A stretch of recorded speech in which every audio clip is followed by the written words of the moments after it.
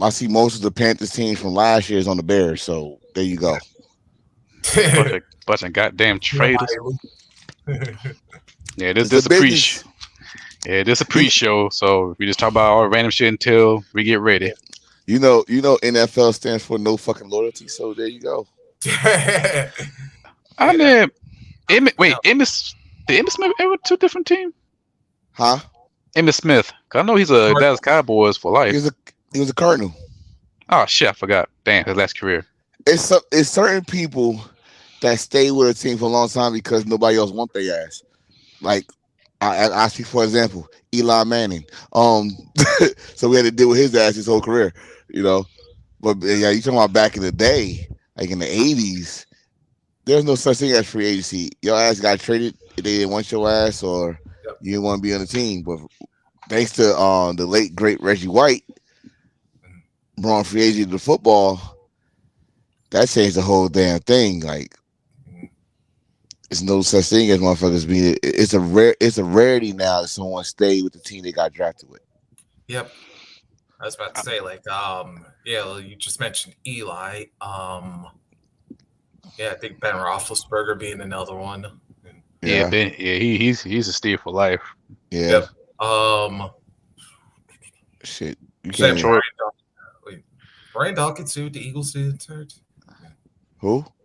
I was trying to think. Did Brian Dawkins stay with the Eagles? No, he went to the Dolphins. Oh, not Dolphins. On the Broncos. Oh yeah. That's what I say. Like it's a rarity in especially in like sometimes even Jerry Rice. Yeah. Yeah. Tom Brady. Yeah, Troy Aikman stayed. Tom Brady went to the Buccaneers. It's hard these days. Broncos. Yeah, it's hard to stay. It's hard to stay with a team, especially if you got a Hall of Fame. You got your numbers, but you don't want to go in the Hall of Fame without that ring. Yeah, so you got one because look what we're going to see tomorrow. Aaron Rodgers. Right. Lucky he got one. He going up against Monday Night Raw too.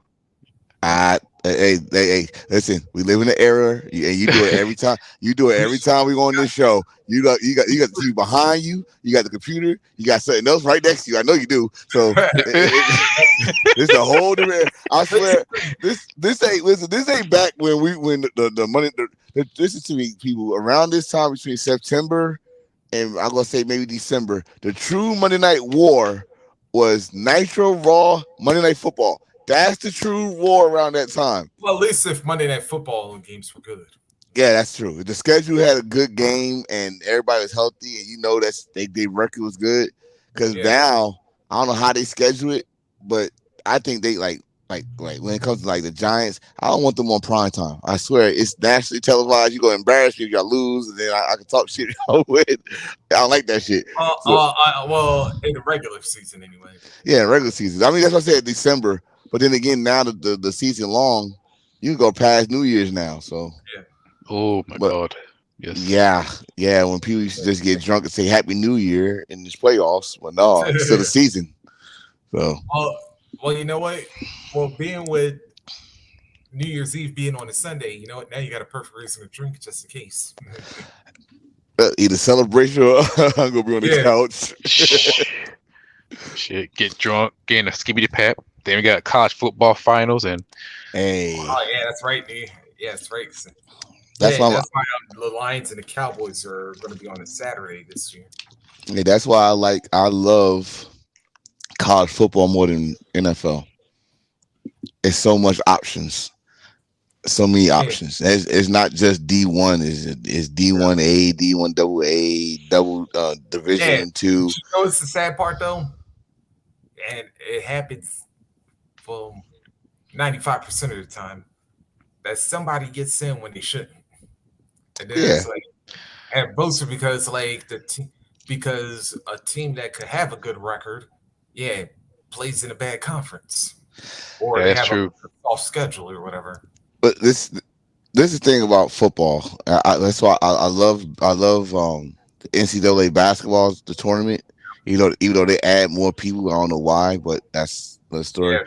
You can't do a playoff, a true playoff in college football. Oh.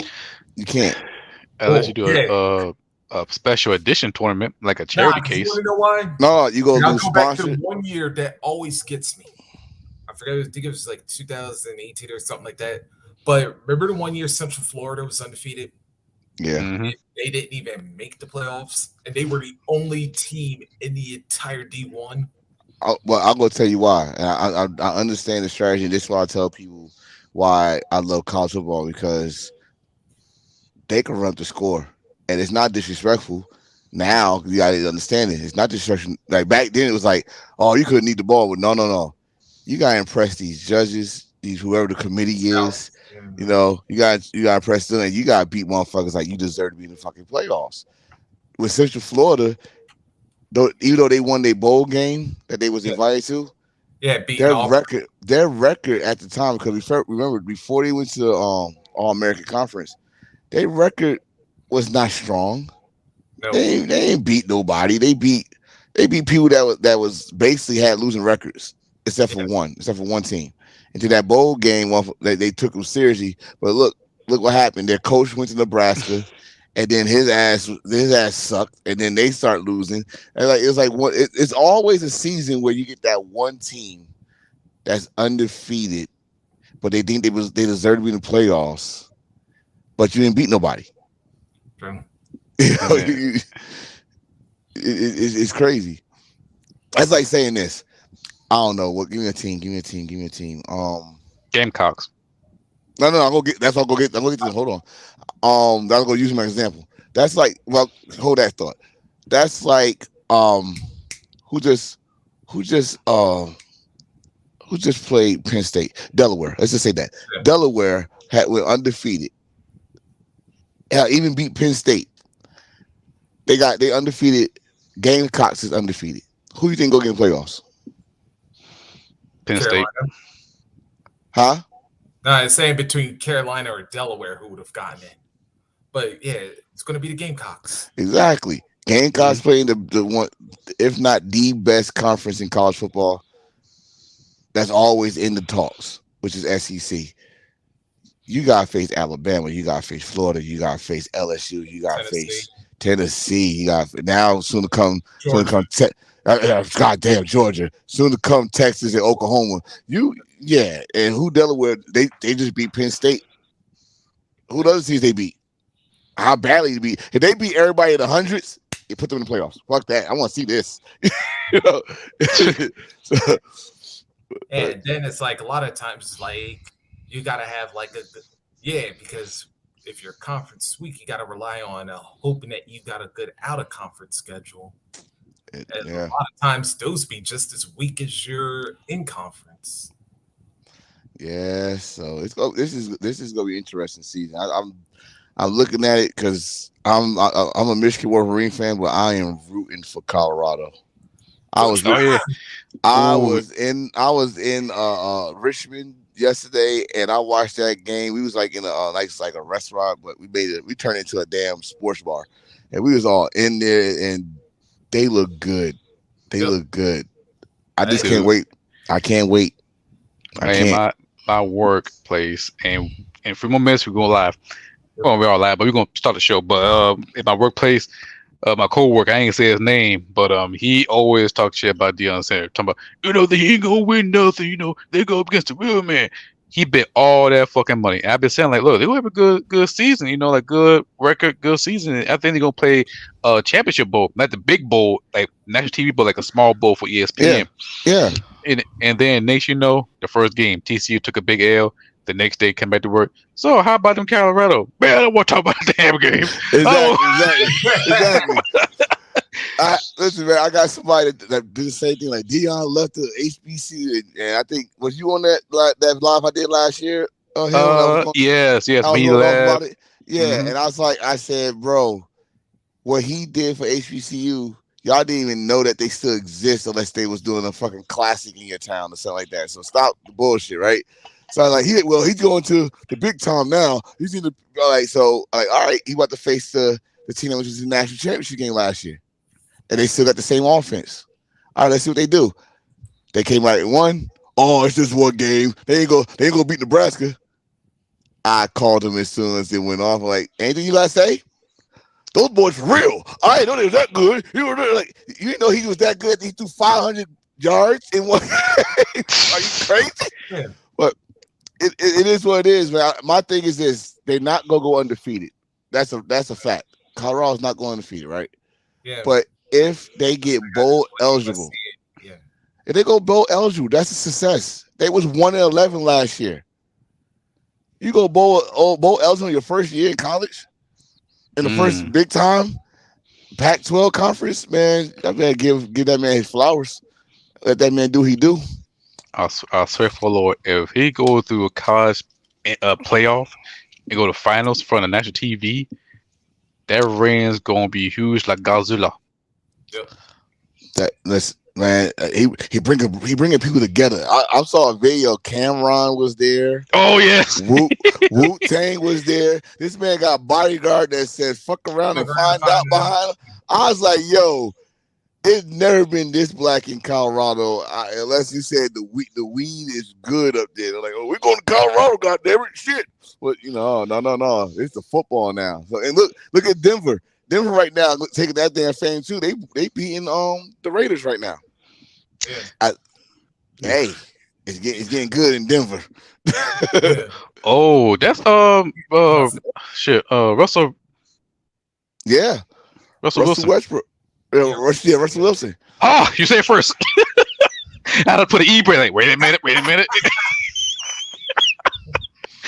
But anyway, enough for the sports. I know you guys want to talk about pro wrestling. So, monkeys, play the goddamn footage. And I know that's wrong as hell.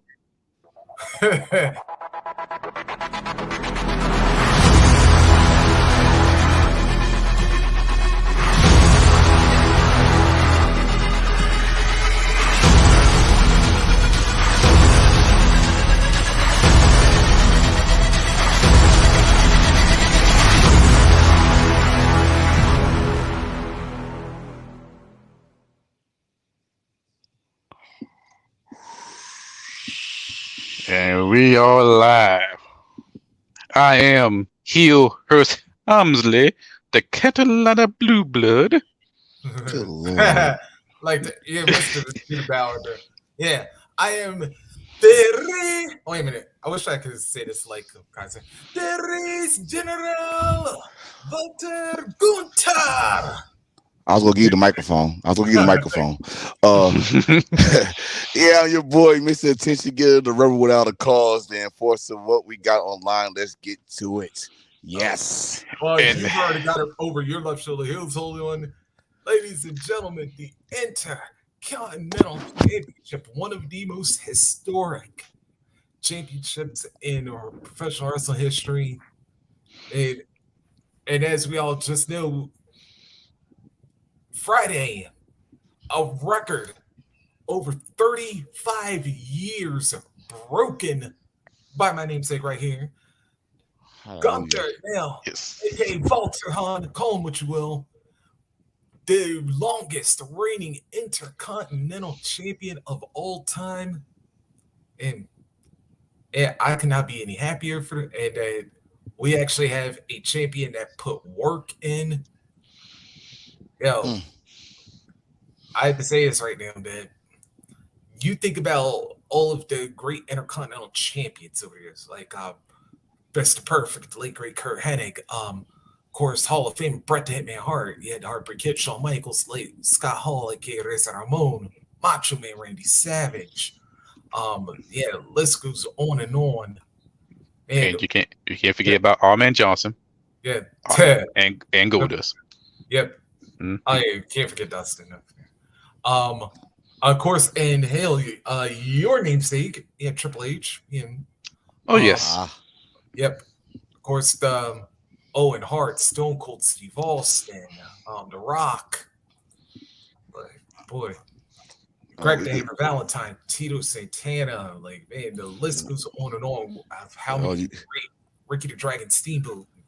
Don't forget the man that started all, Mr. Pat Patterson. Yep. You know, the original Rock.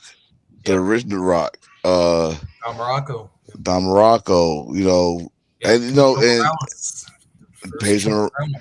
Pedro Morales. You already said Great Henry Valentine. You already said Tito.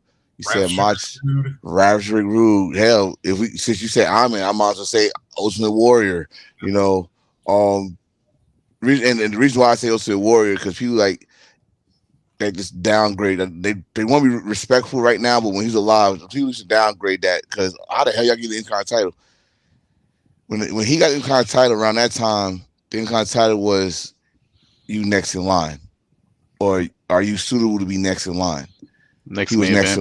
Yes, he was the next in line, and his best match is the one when he became next in line against Hogan, which was probably Hogan's best match. I didn't know two sloppy Joes could make a great fucking sandwich, but still, meat. Yes, yes.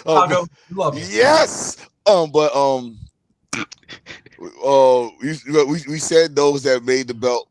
What especially like all of us loved about it, and I'm gonna give some modern day guys some love, like Dolph Ziggler, Miz, Daniel Bryan, or Bryan Danielson, where you want to go, Christian, Edge, our Randy Orton, RVD, the people that put like that Eddie Guerrero, the people that made that in concept like, hey, this shit still means something, and they was trying. Don't get me wrong. Seth Rollins. Now, Seth Rollins and Finn. Seth Rollins, I'm gonna say he had ups and downs with the belt.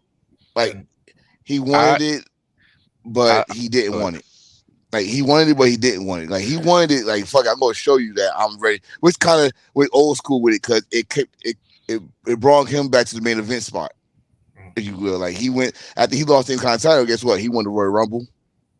Yep. He went for the undisputed title. So it got him back to the main event spot that he should never lost anyway. I know the injury and all that shit, but the title lost its meaning. Like motherfuckers didn't really want to talk about it until I think damn it. Sometimes it's hard to find a good thing with the pandemic, but wait. I gotta throw a flag because you talking about ups and downs. The best era for the Intercontinental Championship was during, I would say, after the Rock and Roll era was the New Generation era. Yeah. The New Generation era, they treat that title right next to the World Championship, just like the IWGP Intercontinental Championship. But the title was getting respect was during the New Generation from 1993 through 96. But when the Attitude era, it was getting that spotlight, get the shine. And then in Ruthless Aggression era, depends on which brand you're on, they treat it as a storyline. And then when the PG or the reality era, they treat it like a fucking prop. Watch this. I'm going now. When you say Attitude, this is why I say up and down. Mm-hmm. This is when I go up. Rock, Triple H, Ken Shamrock.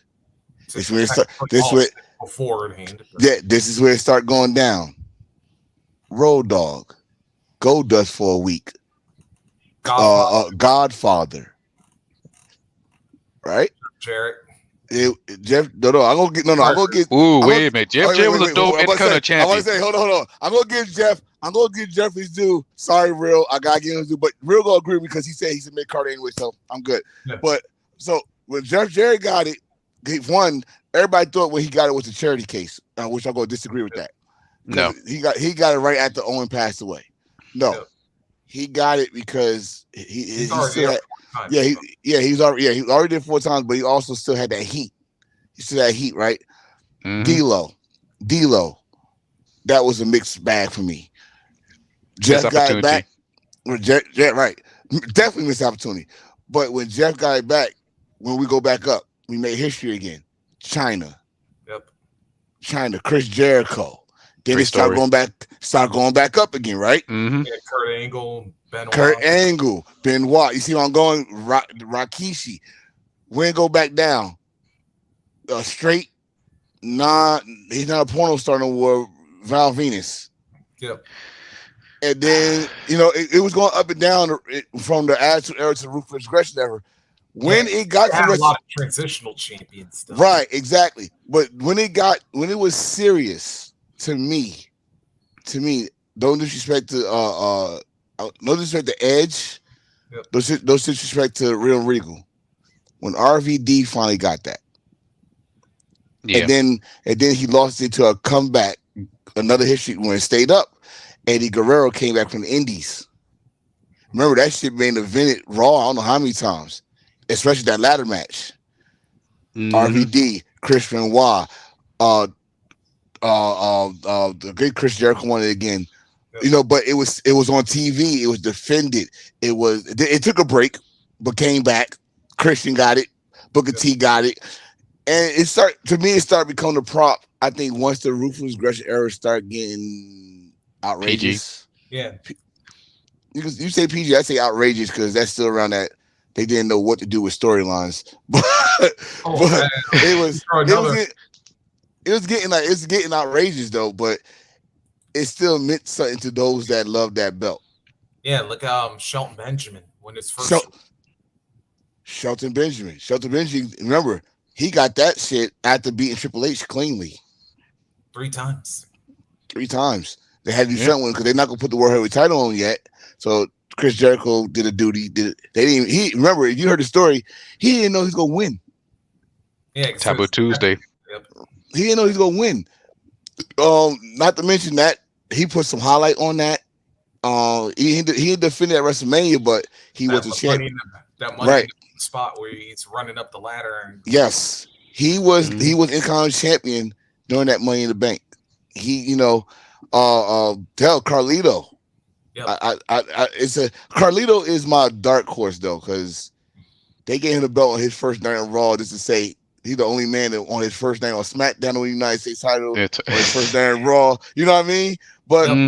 But they made it something because it was between Carlito, John Morrison, Shelton Benjamin came back. Then Jeff Hardy when he came back, they put the belt back in. They took it.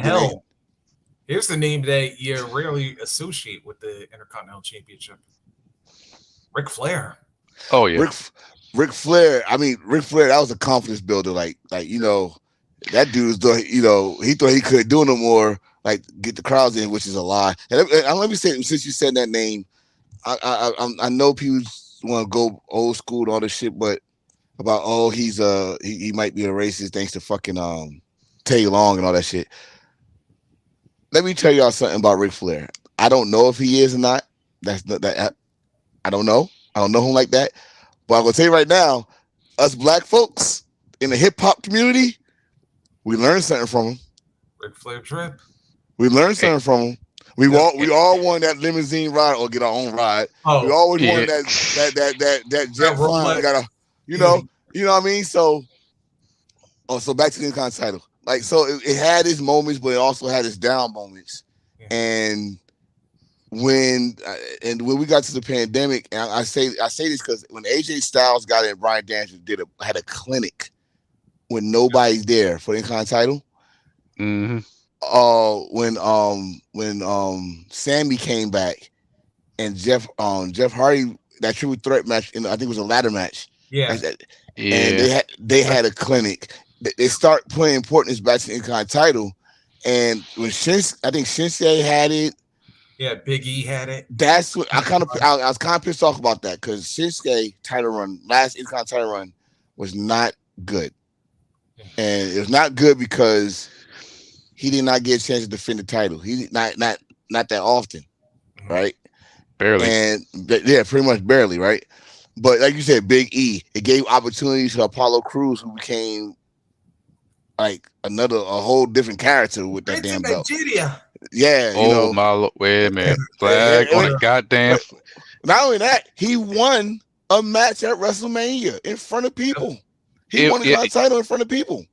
And what was it? The Nigerian drum fight. That's the most craziest name I ever heard. But it does give an opportunity, and the Intercontinental Championship. It like I said, it was ups and downs, but I called it recovery era through the pandemic because the pandemic through the Intercontinental Championship, I would say it went through the blur. It's like you remember certain people had a title. I think Matt Ray, he didn't win the title. It was of course AJ Styles, Bryan Danielson, Big E, Apollo Crews, Sami Zayn, and we almost have Johnny Knoxville going for that title. That was But funny as hell. but they put a plug in which I was so disappointed. But if you look at the title of each different era, you remember mostly, I would say, the New Generation era more than the Pandemic era. Yes. The Attitude era is like fast food. You know there's there, but it's like you want more. The Ruthless Aggression era is just a story-based title.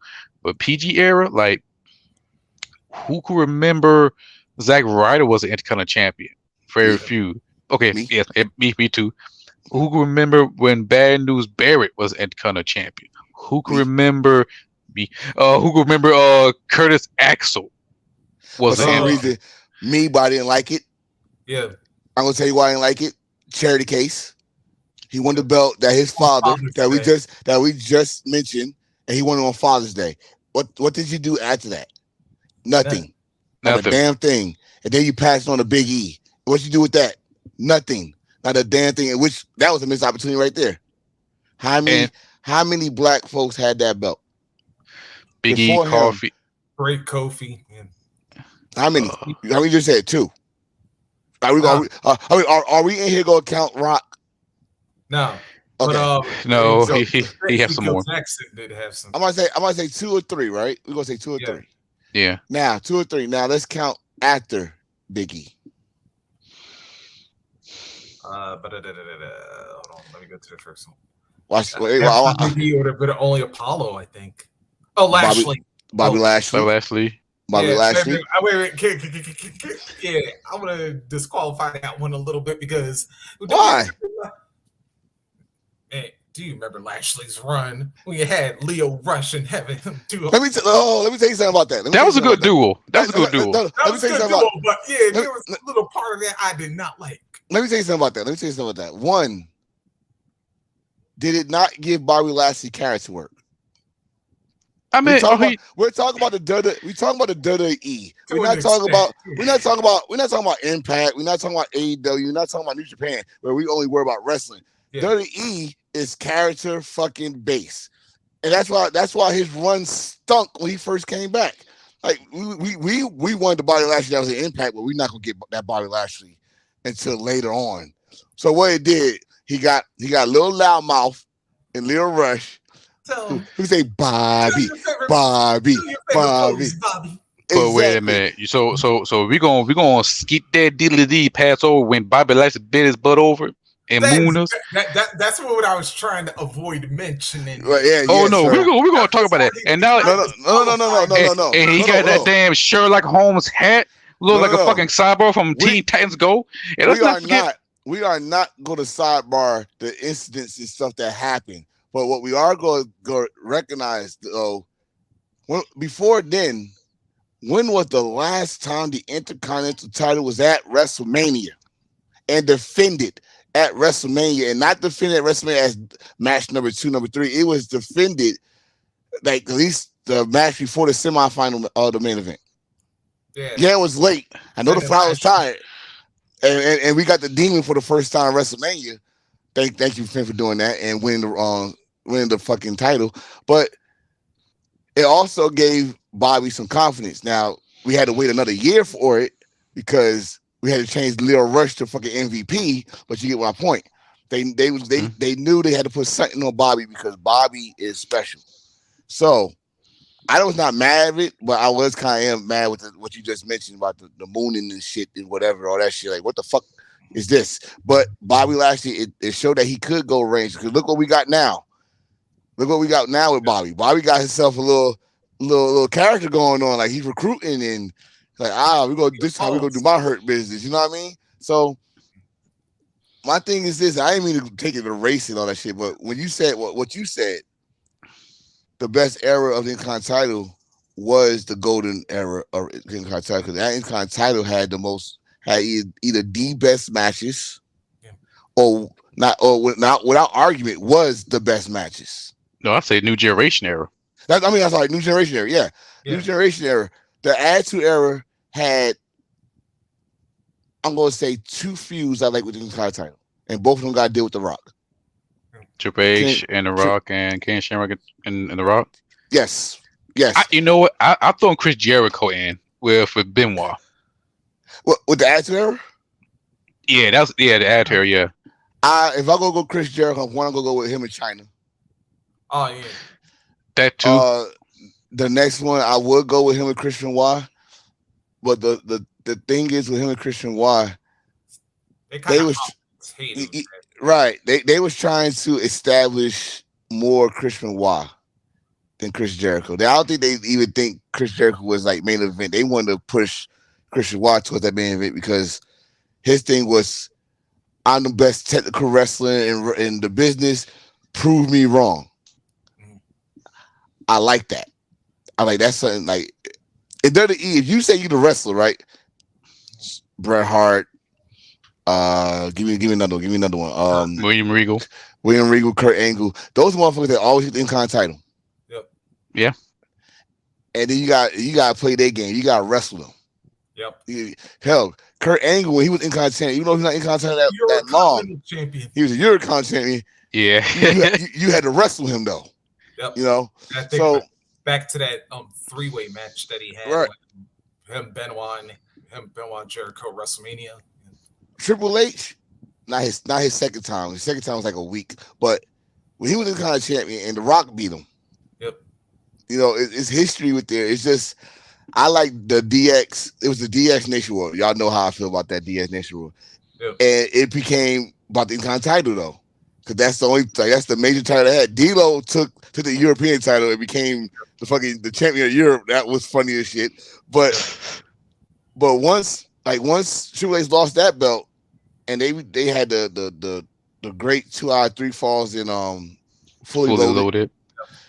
And then the ladder match at SummerSlam, when that motherfucker said, Rock, you gonna be my bitch. I'm like, whoa, here's your money. Let's go. So that's what I remember. Then, like I said, with Rock and Ken Shamrock, I thought Ken Shamrock won that belt not once but twice, but he got so fucked up they had to reverse the decision. Yep. You know yeah, it's like the first time, yeah, I think at the Royal Rumble, yeah, Rock tried to use the brass knuckles, but then Shamrock wound up. No. Rock hit him with the brass knuckles and put it in his tights. The second time he had him in the WrestleMania, but he wanted to suplex everybody. Yep. And then plus he kept that ankle lock on after Rock for a long ass time. And if he won that, they would have 2 different designs of that title. This title and the Attitude Era Intercontinental Championship, which I will load at the hit in my collection. But shit, speaking of design, like if you look at the different design of the title, you got the Brazzo title Macho Man have, you got the Pat Patterson title, you got the Attitude Era title, you got the New Generation title, the white strap with the gold logo. Even with the nameplate. Warrior had like 3 different ones. That's what I would say. Between Ultimate Warrior and Shawn Michaels, those ones would change the leather on that shit to match their gear. And then you got, can you show yours again, please? Can you show yours? You got the golden one. Yep. Yes. Now the golden one, the reason why I like the golden one, and he'll go be shocked that I'm gonna give him credit, but Ahmed Johnson kept the golden one for a couple months. He did not turn it to the black leather at all. He kept it gold. Like Ahmed. Right. Champion. Right. I was like, oh, okay, I see where you're going. But you're like, if you want this gold back, you gotta beat me, all this shit. But Goldust was a good champion, except for his last run with it. But I would have wished they would have done more with him because like his runs were like way short. But all his runs? Yeah, because remember the first one ended because when Savio thought he won it, but then because he used the belt, they like wound up stripping him and they had to force a rematch. I will say if anything I got memorable from Goldust as champion, as Intercontinental champion, one, the Hollywood parking lot brawl. The match he had with Undertaker, the casket match he had with Undertaker, which that was the one and only time the Undertaker went for the Intercontinental title. I think he fought Triple H for the Intercontinental title at the Saturday Night Shotgun. Or was it? No, it's not title. No, not time. Okay. Yeah, he. That was the only time he went for the Intercontinental. Can you imagine Undertaker as Intercontinental champion? It would have been awesome, and he would have been. Oh shit, he would have been Triple Crown or Grand Slam champion by now. Wait a minute. Actually, you know what? No, that wasn't the only time Taker fought for it. Because remember what was the pay-per-view after WrestleMania 17? Backlash with the tag team titles. Undertaker and Kane against Austin Triple H for the Intercontinental. Yeah, that triple header. Well, no, wait, no. Yeah, you're right. Because Triple H had the Intercontinental title. Yeah. I just watched that like a couple days back. Yeah. Well, my thing is this: who the hell was going? Why would fucking Kane or Triple H try to pin fucking Triple H? Why would Kane and Undertaker try to pin Triple H? They don't want that fucking. Well, Kane did win it later, but yeah, they don't want that fucking. They want Austin. Austin motherfucker want to hit people with chairs and shit. Fuck his ass up. I mean, it's winner take all. So if they would have won, like, what if? I think Kane or Undertaker would have the Eagle Wing title. Well, Kane would have the Intercontinental Championship. The thing was, whoever with Austin and Triple H, they could pin either one. They get the tag team titles. But if they would have pinned whoever pins the other guy, they take their belt. Because they did it kind of like how with Diesel and Shawn did against Bulldog. Oh, yeah. You know, I missed that part. Yeah, so that was the stipulation and shit. Now they would have done it like TNA, like TNA. That would have been crazy. That would have been crazy when Kurt Angle left with all the belts. Kurt Angle left into it though. That was a good one. When you think of like the Intercontinental Championship, man, you think about all of the great matches, and Lord knows there are way too many to name. But but man, I tell you, like, whenever SummerSlam rolls around, this will probably be this is like my sandwich match, I like to call it, because it'll start my SummerSlam feed and it will end it. Of course, that being Bret Hart British Bulldog at Wembley. I think that's the only time the Intercontinental title main event is SummerSlam. Yep. Yeah. And the fact that it was already a good match when you watched it, but when you hear the story that fucking British Bulldog was coked high for that match, literally forgot the match. You would not. You couldn't tell. Like if you, it's like we know it now, and we watch it again, you couldn't tell. No. At all. It's like the same scenario. John Jones fought Daniel Cormier, and John Jones on cocaine. Oh, if we heard that shit, I'll believe it then, because I remember it was a shot he took, and he just ate it. I was like, it's no way in hell he got knocked out. And, motherfucker, you kicked me in my face, and whooped his ass after that. So, but yeah, if you think about Intercontinental Championship and any pay-per-view event, I would have to say, the Royal Rumble. Jericho being won in the ladder match for Intercontinental Championship. Man, that one was brutal. Yeah. I love that match. Yeah, especially when you did especially when at one point Jericho actually had Benoit on the walls on the ladder. Exactly. Yes. Now if you think about it, you just mentioned, I was gonna say that too. The Intercontinental title has been in more ladder matches than any other title. Of course, we remember. Of course, the one that started all WrestleMania 10, which you were there. Yeah, whoa. Bret Hart and Shawn Michaels. The original ladder match. The original ladder match. Yep. The original ladder match. Well, that one, that was a test. Yeah. That was a test. Because that was on. And of course, that one that started for pay-per-views anyway. Yeah, that was the Coliseum video. Yeah, I'm showing my fucking age, but I'm looking at that was the Coliseum video, and smack 'em, whack 'em.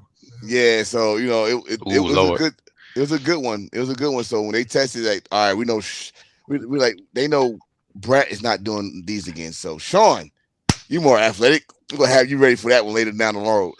So, but it was something new to me. because one, like you said, I was there, I was live, and I never heard no fucking ladder match. So I thought they was gonna just beat the shit out of each other for the ladder. But a ladder and shit, like, oh shit, okay. But Shawn Michaels at that time took his fucking shit to another level, jumping off the ladder, using the shit as a weapon, blah. But that's one of my as a lot when I was there live. But my favorite match as Intercontinental Championship, damn it, is WrestleMania 3. Yeah. The one that stole the show. The one that stole the show has made no one go shake Hulk Hogan, Andre the Giant's hand. They wouldn't shake. Oh, that was a good show. And Hulk Hogan probably was in his diaper crying. But hey, you still got paid, brother. Yep. Don't worry about it. You still got paid. Oh yeah, because come on, like you think that match is what over 35 years old? It's still holding the test of time, and think of how many stars we got off of it. Think how many stars we know of today that said that match made them want to be wrestlers.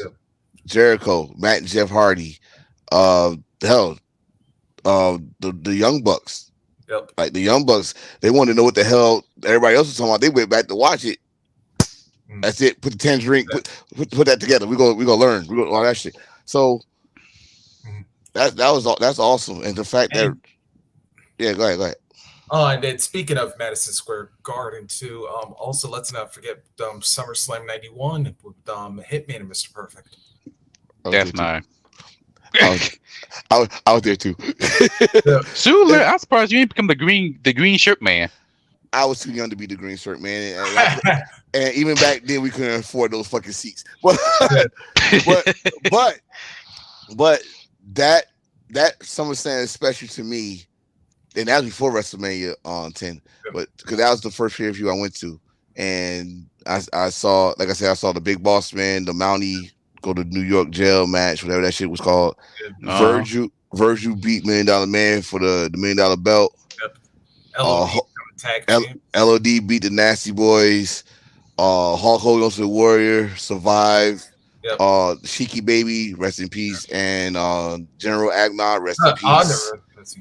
Rest in peace. And Sergeant Slaughter, the Wedding from Heaven, which I was like, I think I was probably loud, like, I want to go home. You know, I was like, shit, I didn't want to be there for no damn wedding. But that match, because people don't know really how good Mr. Perfect and Brett was together. Yeah. And I remember their fights that they had back in '89. Right before that kind of match. Remember, Bret Hart was a tag team specialist. Yep. So they had a test where he could go as a superstar. Wait a minute. I got to throw a flag. Before that, Bret Hart was wrestling in New Japan as a cowboy. Bret Hart. No. This is as far as like his WWF tenure. That's like people didn't know that. Like I can argue this point because remember the Hart Foundation, like more Hitman than Anvil did, but remember during their entire run they wrestled just as many singles matches as tag. Now a lot of them weren't televised though. Yeah. Like most of it was in-house, but at the same time, like he was talking about back, like that's almost like everybody. Even Jim Neidhart wrestled in New Japan, All Japan, and stuff like that. And it's Stampede Wrestling and stuff. But we didn't know about that back then. We only knew if you was hell. I didn't even know fucking Bret Hart was in the fucking NWA until later down the road. I just knew when I first started watching wrestling, Bret Hart was part of the Hart Foundation. Yep. Yeah. He had the big. Hold on, let me see if I can find them. Oh, they might not be on here, but he had a fucking he had the futuristic sunglasses. He had the big ass Ray-Ban shits. So, I remember that. Right. So, and remember his hair was not that long, but it was still slicked back. That's when I met him. So to me, he was a tag team specialist, but I guess he also had. Remember then. Like I said, because remember he was also doing a lot of singles too. Because remember '88 he had the feud with Bad News all throughout, like right after WrestleMania 4. Right, that's when Bad News turned on him and shit like that. And then I also know he was fighting Greg the Hammer Valentine and Dino Bravo, and like I said, Perfect. So he had quite a few singles ventures like in between it. And that was the test. That was the test. like when they did that shit, Anvil was not doing good solo, but Brett was. Yep. You know, Brett. Then they had to work on his promos, which still didn't work to this day. But that's another story too. Yep. But when they put that Intercontinental title on him, it stayed in its roots. Like, hey, this is card. Like y'all can't see the main event, but this is a card that's gonna have y'all here, the same level. But this is a card that'll have you here. Mr. Perfect, Mountie, Dino Bravo, Skinner. We can go on and on. This man was a fighting champion, right? But the fuck that he went from that SummerSlam to the very next year and main evented. Yep. And not to mention that, he also the first person to pin Roddy Piper in fucking 15 years. Yeah. Yeah. That belt. And you know, to keep back on the Mr. Perfect thing, and this goes to show you how great of a worker Hennig was. I didn't even know going into that match he had a bad back. Exactly. Yeah. They was just go hand in the belt. But he said, no, I owe this to Brett. He's gonna go over. Yeah. And the fact that Kurt wrestled like literally a perfect match. Well, then again, what do you expect? I mean, it's called Mr. Perfect for no. Yeah. They got the name Mr. Perfect for nothing. Goddamn right. The fact that he wrestled a perfect match with an injured back and like nobody would have been any of the wiser.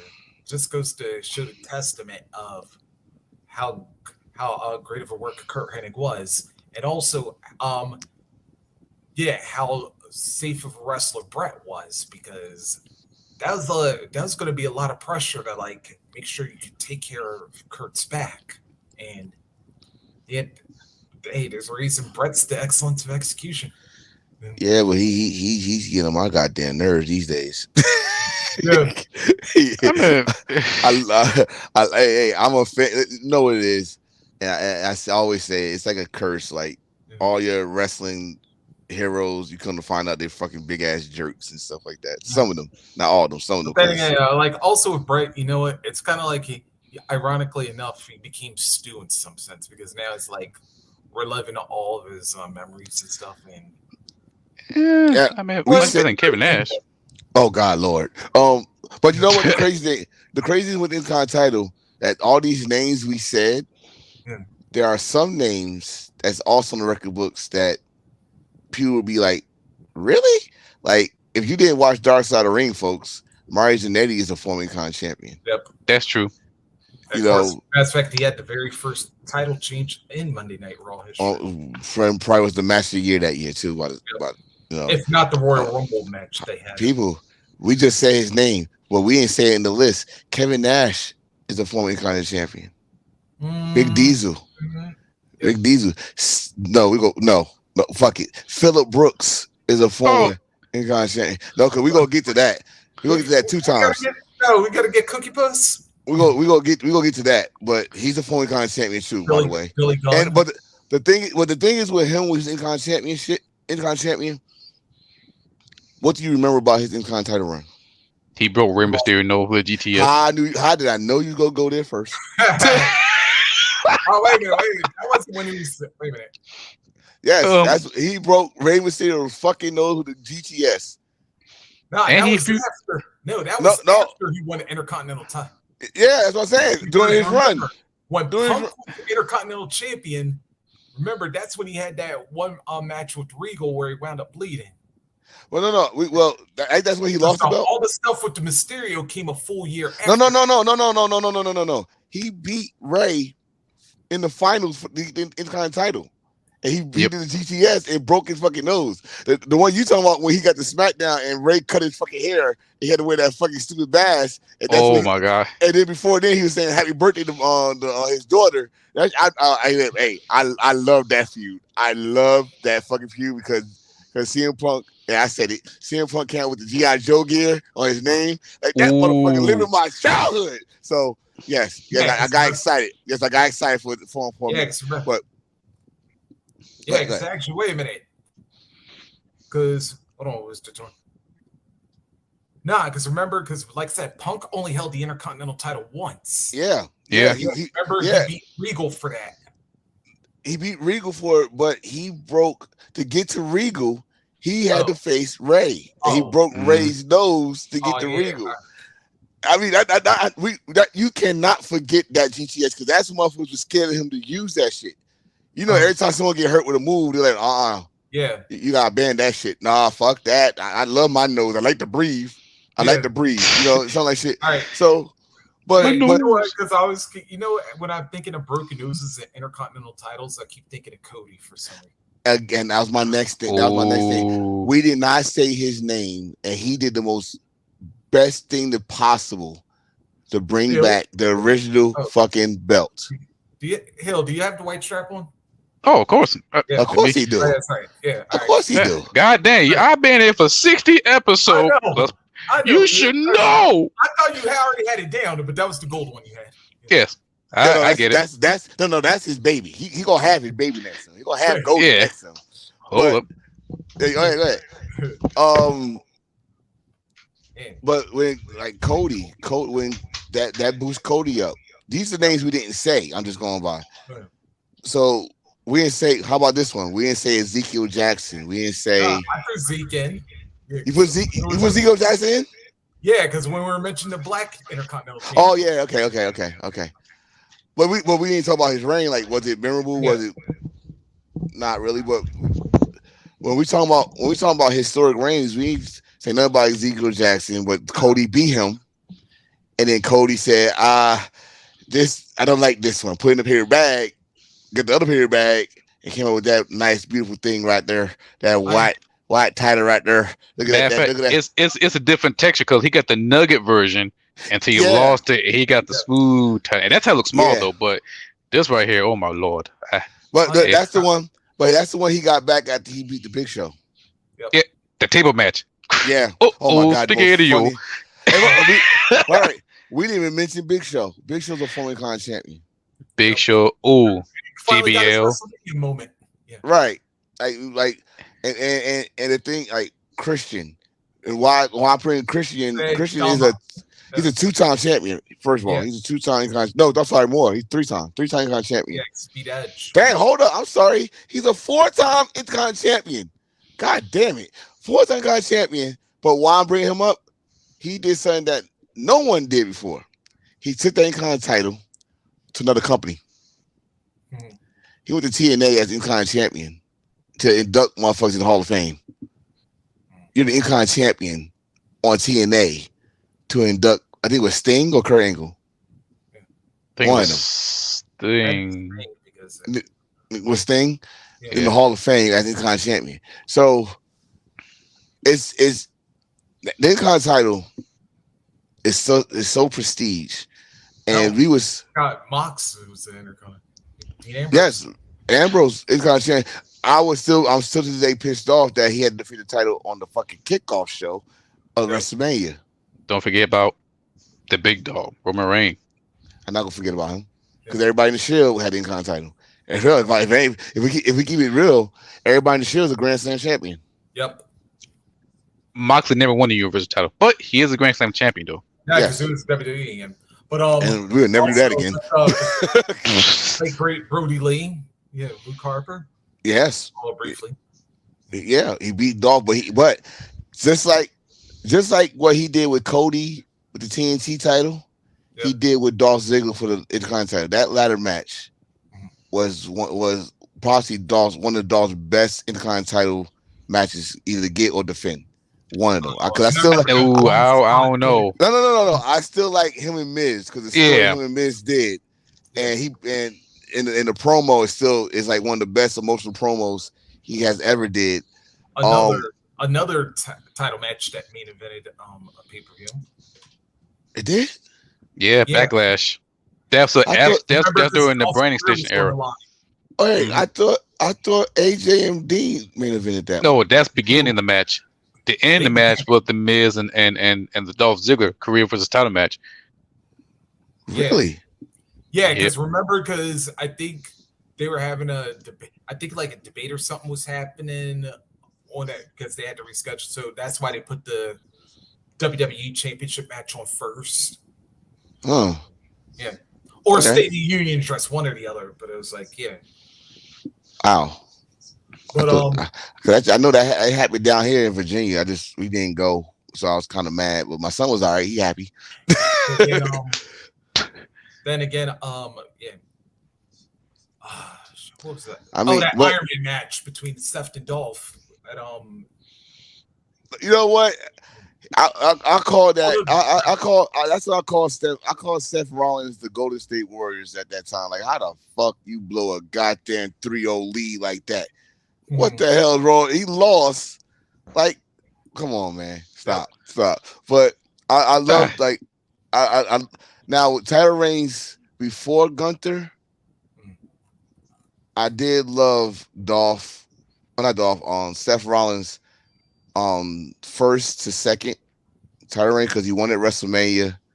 He lost to Dolph Ziggler doing that open challenge shit. He'd bring the Intercontinental title back on TV and defended it like John Cena did with the U.S. title, which was cool because he had a great match with Kevin Owens. He had a great match with Cesaro. Yeah, 2 other right. Yeah, Kevin Owens. He's a 2-time Intercontinental champion. Yeah. So, Ryback. He beat Ryback for it. Seth Rollins came out for SummerSlam to go against Dolph, and he looked like Thanos. But instead of having the glove, he had it on like one of his boots. I was loving that.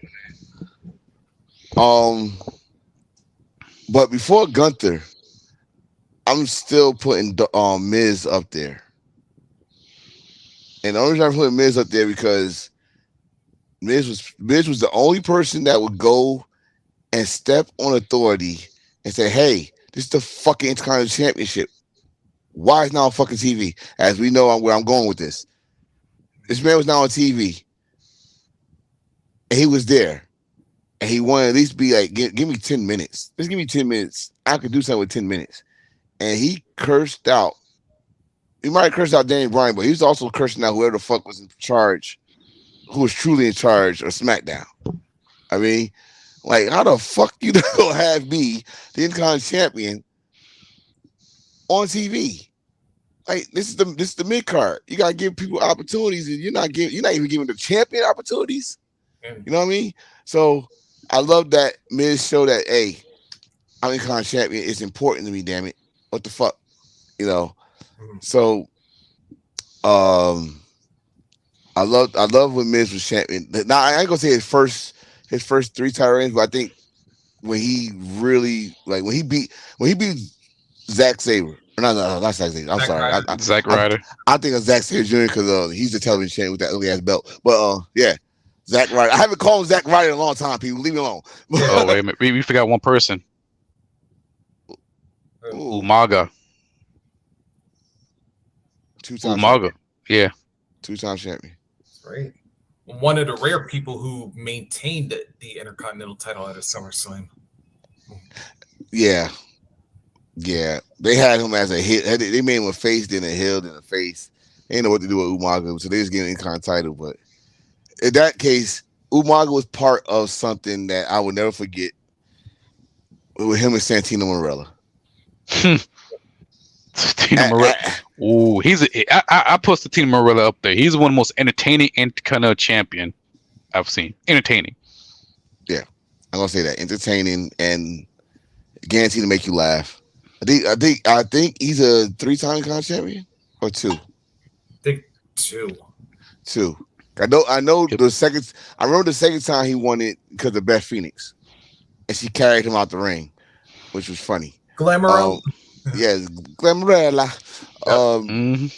But other than that, man, I mean, we probably missed some. Yeah. But when let's go. I'm glad we missed that one. Yeah, Mark Merrow. Oh, that's a classic. Wait a minute. Wildman Mark Merrow? That's No. I Mark Merrow. Come on now. Mark Merrow, Wildman. He introduced us to Sable. God bless that man. Yeah, yeah, he did. Matter of fact, Triple H did, but then Mark Merrow. Hey, listen. I give Mark Merrow more credit because we saw the true Sable. Yeah. And that's true. Found out that's why he really is a bad man. Yes, sirree, little Richard twin. But he couldn't fight Brock Lesnar though, sadly. Oh no! Listen, when that motherfucker said, "I'll come here to get your daughter," so you can say, "Okay, here you go. Praise the Lord. Here you go, baby." Oh, You're a Golden Glove. You were scared of a big man. Say that sentence again. You're a Golden Glove. You're scared of a big man. You know he got glass jaw. You see how Cain Velasquez fuck him up. He was sick. He didn't take his. He was sick and he didn't have his medicine. You know what medicine I'm talking about? Yeah. The favorite part. What medicine? What medicine? But no enhancement needed. I actually got a bounce because Mr. Two Job was over here. Got a bounce, but Reese is Jamaican. We got 60 damn episodes, and I could not ask for two better brothers to do this stuff. What? Oh yes, yes. Yeah, all right. That's like because I gotta hype up your Giants during my shit. So that's why. They better win. I can't go to work and they're losing. They better win. I trust you, bro. I know.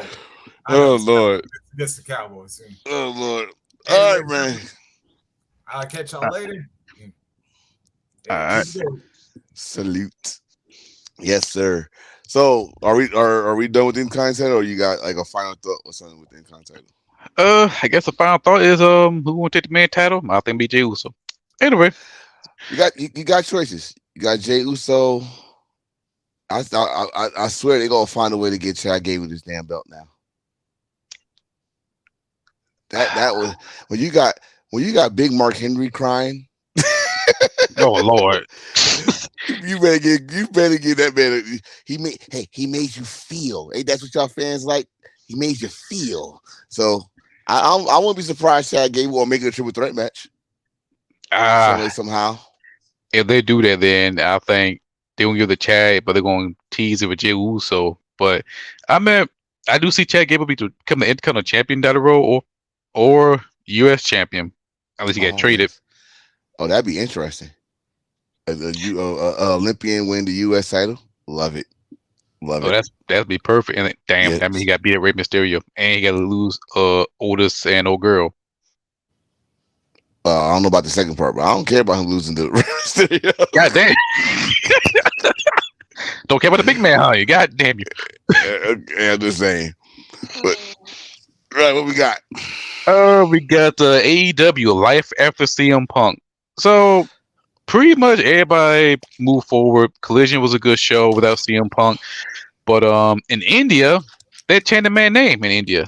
Pretty much everybody seen the footage. I did, which I'm not surprised. And then the Young Bucks, they made some crazy ass deal talking about if there was no trouble with CM Punk in 6 months, they would have talked to him, which that's bullshit. But now all you hear is rumors about since the editors and WWE might close the deal with this, they have idea with CM Punk may come back, which I pray to God he don't. But with the money thing, the whole shit. I'm gonna just say this and shout out to Real, because me and Real talked about this when it comes to WWE, the WWE history of everybody that trashed them when they was outside WWE find their way back in the hole though. They find their way back. Ultimate Warrior, Bret Hart, who I never thought I would see come back to WWE. Hell, Jerry the King Lawler, who got fired because they fired his wife. He came back the very next year and he was trashing WWE. Like everybody that trashed Hulk Hogan, everybody trashed WWE for some reason find a way back. But this is different to me because this dude not just sued them, he won. And the only person I know that could do that is Jesse Bobby Ventura. And Jesse, when Jesse Bobby Ventura, he really had nothing against Vince McMahon. He had something against Hulk Hogan. He could not stand Hogan because Hogan's a snitch in his eyes. So that's why I don't count Jesse Bobby Ventura. He left because of Hogan. When Hogan came to WCW, guess what Jesse did? Left. He don't like Hogan. He don't want to work with Hogan. So, with him coming, I don't believe it until I see it when it comes to this situation, because You talked a major game for many years. Even when you came back to backstage, you were still talking shit because you was not working for WWE. You was working for Fox. Yeah, that was Right? that was a good one. I love backstage and CM Punk told the truth. But like I remember one time when they brought like a mascot and CM Punk give that side eye like 20 Yayo and he say some grimy shit towards WWE. I'm like, yeah, he ain't gonna wrestle, but he do speak the truth and he got a heart set for WWE. Wait, he got a heart set for pro wrestling. That I would say his heart is in the right place, but he's like I said in the other podcast, he sees too trill for pro wrestling, and for CM Punk to come back to WWE, that would be 5 times worse than Cody Rhodes come back to WWE. And to this day, Cody is 10 times worse because you built AEW and broke the damn throne. CM Punk, you just throw a pipe bomb and then did a promo with MJF saying, if you want to go to us, if you think the green on the other side, good luck, be my guest, be in the pre-show of conversation. I got that for the fuck word, but WrestleMania. he did more. He did more than that. He did, like I just said, he sued them and won. Mm-hmm. He went to USC and made, to me, I know he was not doing it for WWE, but he made WWE look bad. like we made you champion for 400 something days, and you got beat up in 20 something seconds. You know what I mean? Not only that, like with Phil, this is my thing with him. And let me just say before I say this, say what I gotta say. I love Phil. I love CM Punk. I loved him ever since he was Ring of Honor. We got shit before he was to CM Punk with FIP wrestling. This dude was good. He go to the mic. He's not the perfect wrestler, but he learns. And once he learned it, it's over. Like I say, he stole most of Japan's shit. He stole Tenzai's chops. He stole his move and the counter device. He stole Kenta's GTS. But that's what I mean. But this is good and effective. But my thing is this with him, and I blame fans because for 7 years y'all go to and it's not just WWE. Y'all did this when TNA came to Chicago. Y'all checked this man's name and made him a martyr, made him fucking not a legend, an urban legend, and said, "Oh, he's what's right for wrestling," and all this stuff. Not knowing what y'all should have learned from anybody like name of Hulk Hogan, Bret Hart. These guys that was up the tippy top is the reason why up the tippy John Cena. You know what I mean? Yeah, Triple H, tippy top. Because of fucking politics and bullshit. Now with him, the difference between him was he always thought he knew what was best for wrestling. He always thought this and that. You know, like I said before, what I respect about him is that he'll tell you he don't need nobody to come around and talk for him. He'll tell you, I'm a prick, I'm a jerk, I'm an asshole, but at least I'll tell you straight in your face. My thing with him, if he comes back to WWE, is not going to be sunshines and roses because they don't want you there either. It's not. It's split. I think it's split because the money. That's about it. But for as it was a news. I think I look on Wrestling Inc. or No DQ saying like there's meetings, and some were for because they go bring eyes to the product, and then bring money with merch and the whole 9 yards. Others they just don't want him period because he's a cancer. Example: Seth Rollins, and pretty much everybody else, and AJ Styles. Oh God! AJ Styles. for me, I'll be hella pissed. You thought last year when Cody came back was worse. Wait until Thursday Jet come back. But the other side of me is, well, at least I could buy a CM Punk T-shirt, and plus I could, at least I could play him on W2K24 and action figures. That part. See, that's Hill Carmichael. That said, "Fuck you, yeah, I want him." Bullshit. No. I'm with you. But all I say is not worse than Cody, or is a difference when it comes to levels of Cody and him. Like you said, Cody went and built something. What I give Cody a pass is he helped get us an alternative. Yeah, you left and went back to the dance system, but you helped build this alternative. Now you gotta go against this alternative because guess what? You go get your ass whipped by your creation. That's on you. Whatever. But again, that's fans doing that shit. That's not the companies. Well, I'm sorry, that's not one company doing it anyway. But with CM Punk, if he come back, to me is worse. You almost cost it. That's like with Hogan. Like when Hogan came back, I was surprised because you almost cost it. This month. Do you know Vince McMahon came this close to going to jail because of Hulk Hogan? Yeah, Dark Side of the Ring. Right. So this man took money off of Vince McMahon's table. Like you just said, this is what I mean by split. Vince don't want his ass back there. Hunter do. Sean do. Seth don't want him back. AJ don't want him back. Roman said he don't mind if the shit's right. He said that shit a lot on a podcast. He don't mind it if it's right. He don't like him, but if it's best for business, bring him in. Seth, or not Seth, was it Dolph Ziggler? I think Dolph Ziggler was cool with it. So the roster gonna be split, but that's okay. Because one thing I always say with WWE would do better than AEW is if y'all got some frustration and got some realism to it, we putting that shit on TV. Oh, we're gonna make some money off that shit. Oh, yes, we will. Y'all gonna make, if y'all gotta throw potatoes. It's best for business.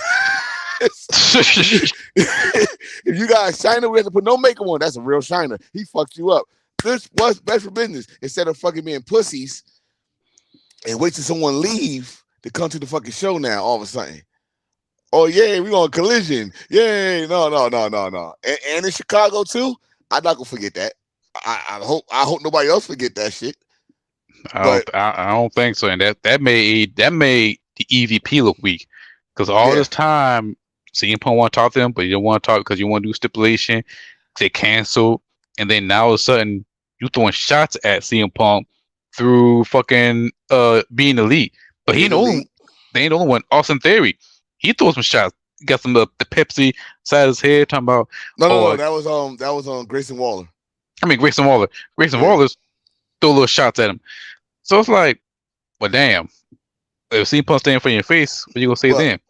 With Grayson Waller, that was a comeback to CM Punk. CM Punk started that shit on Twitter, and then he deleted it.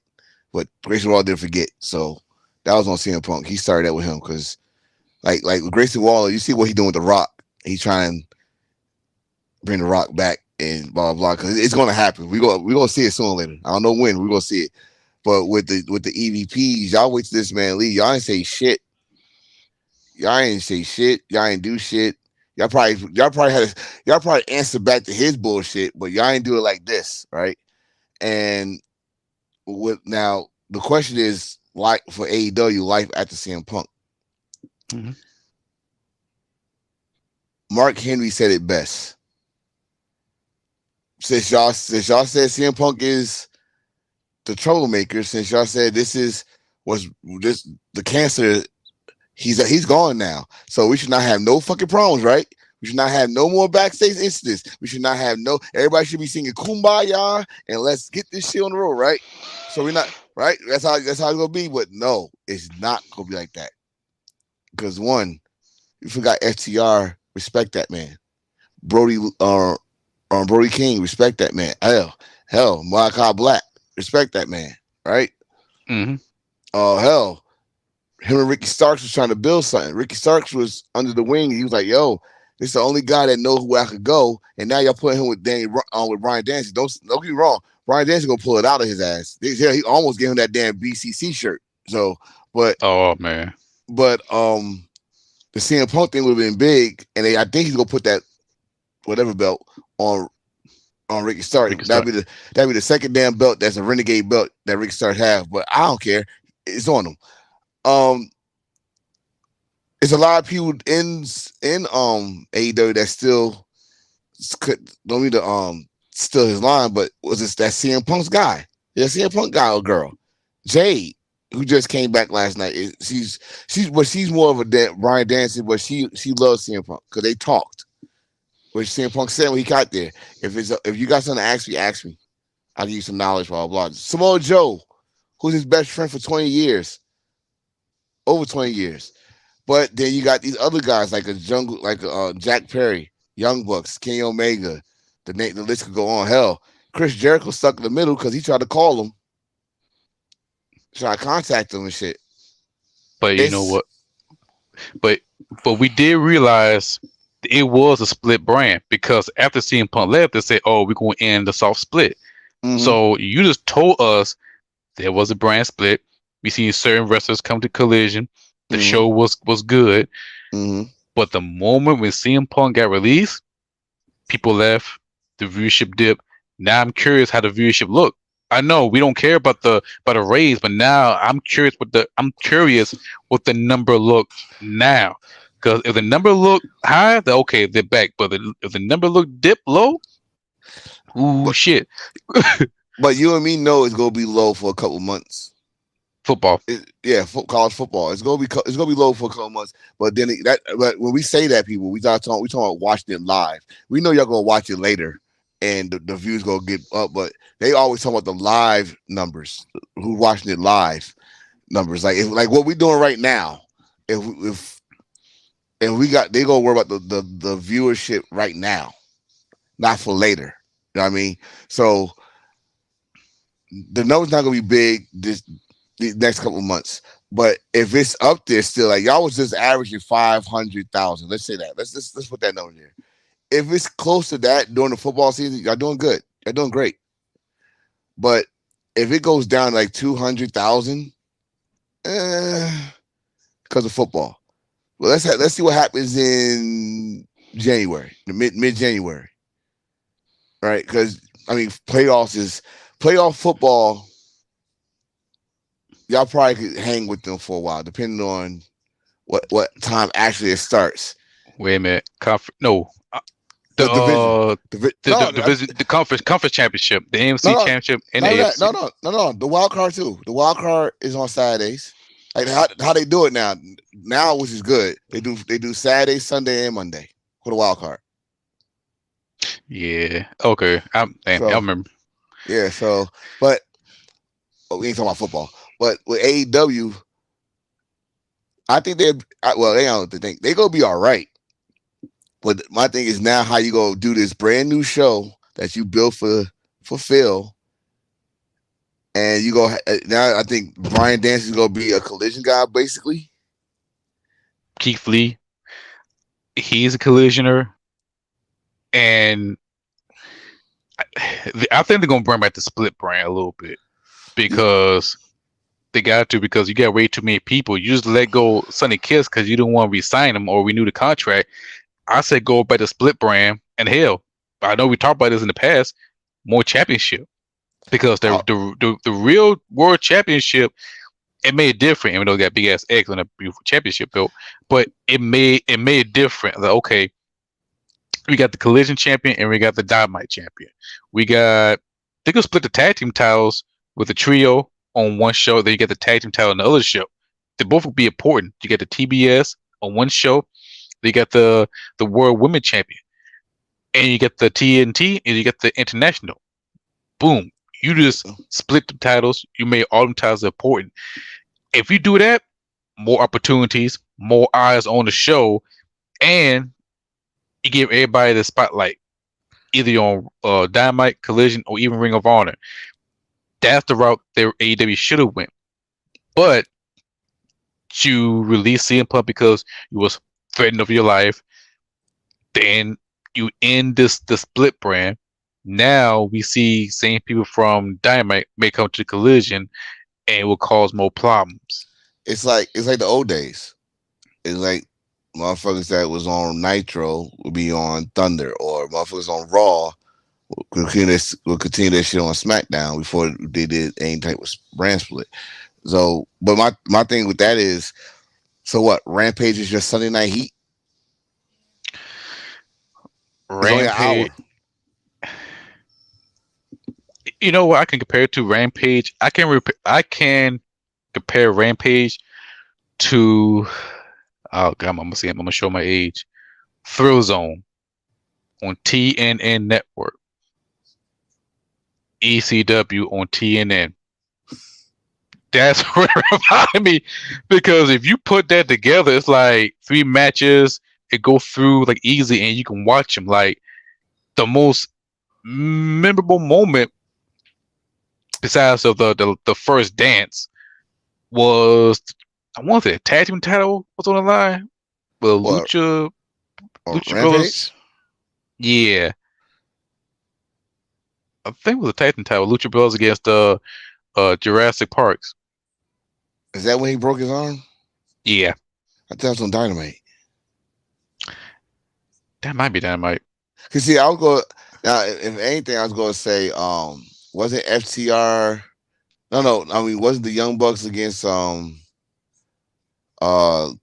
Luchasaurus and Jack Perry was on Rampage. The ladder match was on Rampage, and that's what they wanted. The Young Bucks. I believe so. I think so. Yeah. I think so. That might be. Either it was that or it was Swerve and Keith Lee that beat them on Rampage. I think that was a triple threat match though. But it was a tag team match. I know that. Yeah. But that's, I mean, my thing, I would change Rampage a little bit. I'll make that like a highlight show.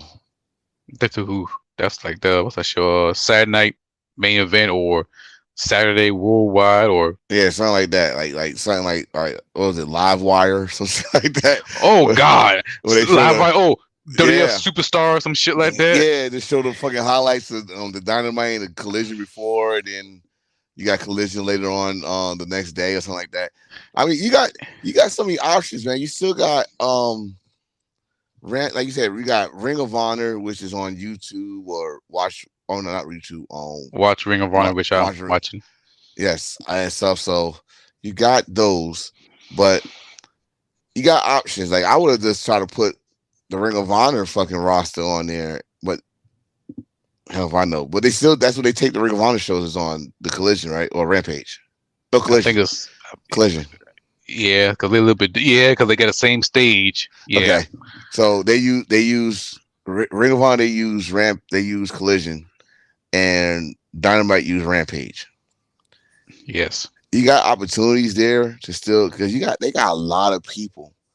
You can still do a split, but I think right now the main goal is to get people eyes on Collision. Once you get people eyes on Collision, I say give it for the rest of this year, and then you work out a split, and not like a split like, oh, we hate this guy, No, a split that y'all could build this AEW, make it worldwide, and make it watchable first of all, and get some interesting stories like you just said. You could split these belts, and hell, y'all can make your own show, Blood and Guts. Make it like they do with the War Games. Make that a pay-per-view. Like, I mean, I don't like. How about this? I would love to see Blood and Guts on a pay-per-view instead of just regular Dynamite. If they do that, they pretty much break into tradition, and plus that would add more pay-per-views, because Max or Warner Brothers, they want a full year event, like 12 months of pay-per-view. And that's what I'm saying too. Like, I don't know, because they just add on Wrestle Dream, like kind of like a tribute to Antonio Inoki pay-per-view. That's what they say. Is it like a Forbidden Door too? No, it's more like oh God, I think Antonio Inoki did this before in New Japan. It's kind of like an all-star wrestling show event type of thing. But so, if this was a true all-star, well, it's gonna be kind of hard, but because they selfish. But I'll be damn surprised if they get. I know we're live, so I'm gonna have to say this real without getting my. If they could get a WWE guy to come over there. I mean, that was the essence of Teranoki. He got All Japan. He got WCW. WCW. I don't know. Was it? It was not called Stardom. It was called something else. Joshi? It was what's that damn place that when we got the ass whooping that damn place? It was not Stardom. It was something else. It was start with a G. It was Wait. What you say?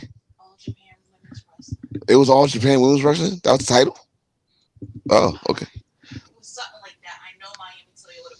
Yeah, okay. All Japan Women's Wrestling because Toyota was there, so they had that fucking floor, that fucking mat like a plastic floor. Yeah, Gina. I think that's the one thing. Oh God, I try to remember that name, Lord. Help me. Yeah, I'm trying to remember that name, Lord. Help me. But if they're going to do a true R-Star, you gotta bring people from TNA, which that'd be all right. You can do that because TNA is basically independent. Only certain people got contracts there. And they still do it. In MLW, I guess you definitely gotta bring Mexico. Mm-hmm.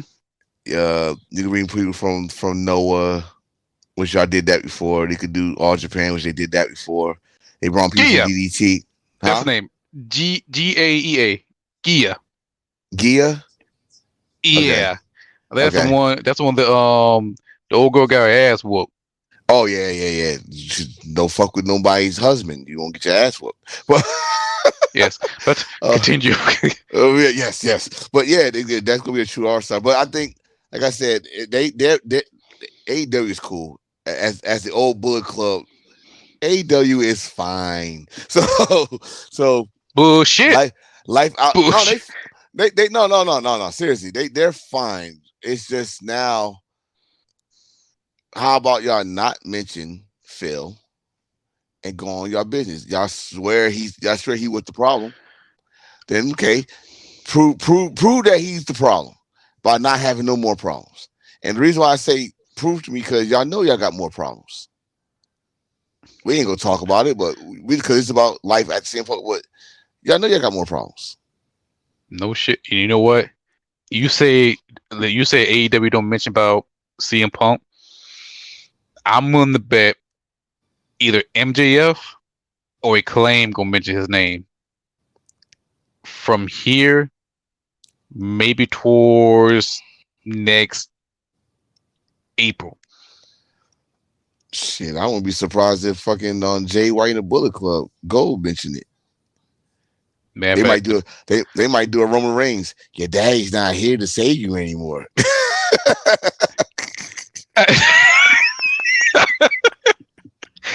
You got to pick the right CM Punk guy to say that.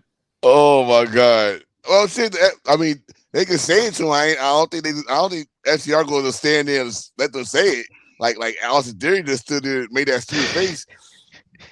You know, I think that's what fucked them up, or Cassius bring his gun. That shit. Well, you got enough problem as it is, but yeah. But yeah, I think CM Punk will do fine. Wherever you do, makes him happy, and if you do go back to WWE, I'll be pissed off as a motherfucker. But I would be buying that new CM Punk T-shirt. I'm about to say no. Thirsty Jack will be pissed off.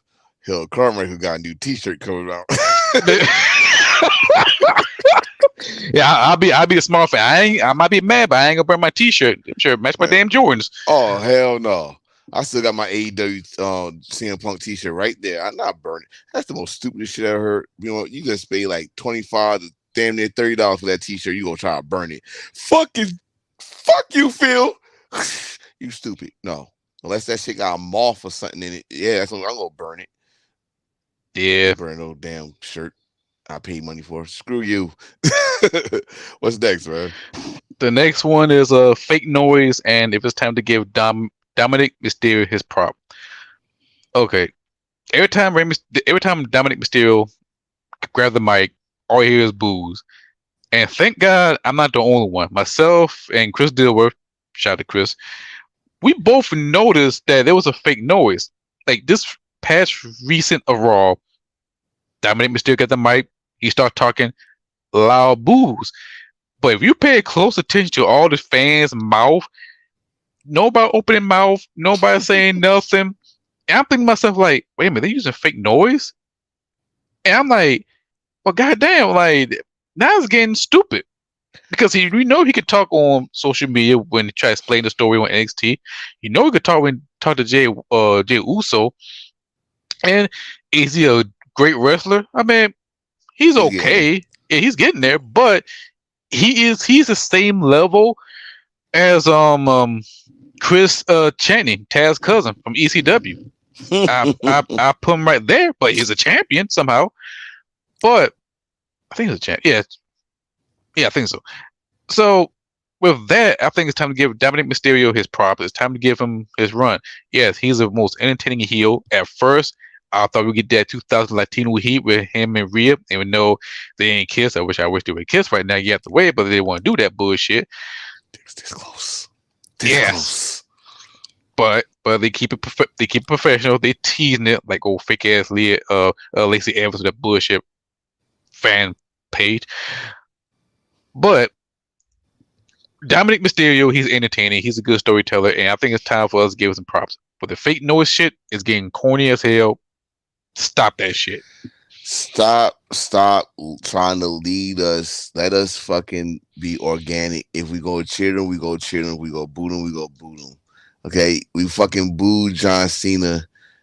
I don't know how many years y'all just kept his ass face. We booed Roman Reigns. Y'all kept their ass face. So let us fucking cheer Dominic if we like it. Let's just cheer or boo Dominic. You know, it's all right. It worked in the pandemic. I get it. Get some noise, blah blah. It's not a Thunderdome. This is actual arenas. This is fucking people that got money on. Let us cheer. Let us cheer for. Because I'll tell you right now, I'm going to Raw tomorrow night. I will let you know. I will straight up inbox you if they pipe sound him when he come out, because you know he's gonna come out. It's Raw. Yeah. So you know he's gonna come out. If I hear or my wife hear pipe noise, we gonna look around. In fact, I'm gonna record it. Yes. I'm gonna record it. And y'all, I like, yo, it's gonna be pipe sound. It's crazy that they gotta do that. I mean, it was crazy they had to do that for Austin Theory. Like, literally, we didn't need no noise. We just go boom. Trust me, we just go boom. We need no noise. We just go boom. Or the thing with wrestling is the only thing that's bad is when you don't get no sound. Bobby Fish. Don't get no sound. Bobby Fish, Naito. Again, I'll never forget that. Naito came out, Osaka. Silence. Dead silence. Not the Naito we know now when little children crying and women fainting. No. Naito came out, silence. That's the death knell. When you don't get no reaction, motherfucker, you better go back to the drawing board. So let us do that. Don't try to control and say don't try. I'm sorry, EC3. Try to control the narrative. Fuck that. Y'all want to know if this is a star or not? Let us help you. Let us help you by like, okay, we feeling this dude. Blah blah. Y'all do that. I hate this. They don't do that shit for LA Knight. Oh yeah, I was there. They don't do that shit for They don't do that shit. Hell, they don't do that shit for Roman Reigns at all. They let y'all choose which way y'all want to boo. Y'all want boom? Y'all want cheer? But y'all put those goddamn ones up, don't y'all? So let it be organic for Dominic. Like, yo, he's not his father. He's not gonna wear no fucking mask. He's his own man. He got the Mysterio name with the A Guerrero hairdo. Let it go. Let's do this. Hell, y'all should have built on that. Have his ass come on with some Latino heat pants or something like shit. I don't know, but he did wear on WrestleMania. Really? It was like the back of his pants. It was like the logo design. Yeah. So that's cool. Now when it comes to Dominic getting his props, he been has props with me. I think it was Tour WrestleMania. I think it was Tour WrestleMania. He got his props with me. The storyline between him and Ray. When he first started, I am not gonna lie, I was mad as hell. I know he said something on a bump if you didn't see it, where Edge gave him props like, who's gonna sit here in the next 25 for their 25th? He said Dominic, and Dominic said, well, I've been in the business for 18 years. I thought about what he said. Like, what the fuck you have it? Well, I thought about it. How he has. Motherfucker, he was here as a kid. He was in the business since he was a kid. He was in Lucha Underground, and wherever his father go, he was always there. And he took some bumps in Lucha Underground. I was just watching that episode. John Morrison whooped his ass, but he's getting there. When it comes to wrestling, he's getting there. He's getting his spots. He's doing the opposite. He's doing the opposite of his father. His father enjoyed the fans cheering. He does not. He learned something from Finn Balor. He learned something from Damian. Hell, dare I say he learns from Rhea Ripley.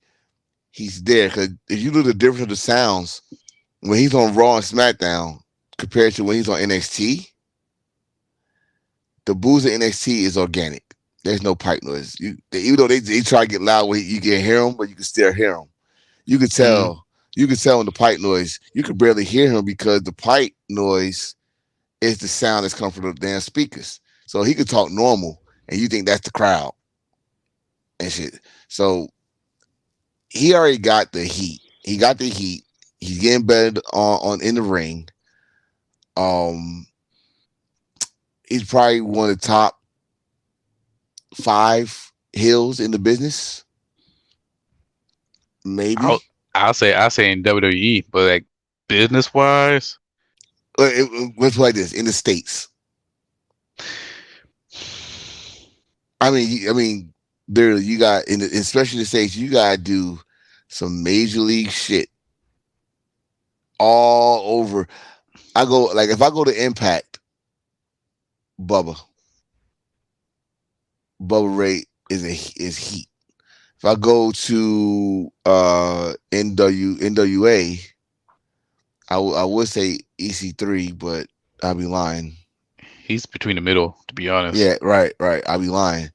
But if I go to AEW, for right now as we speak, I think Roger Strong about to get that title.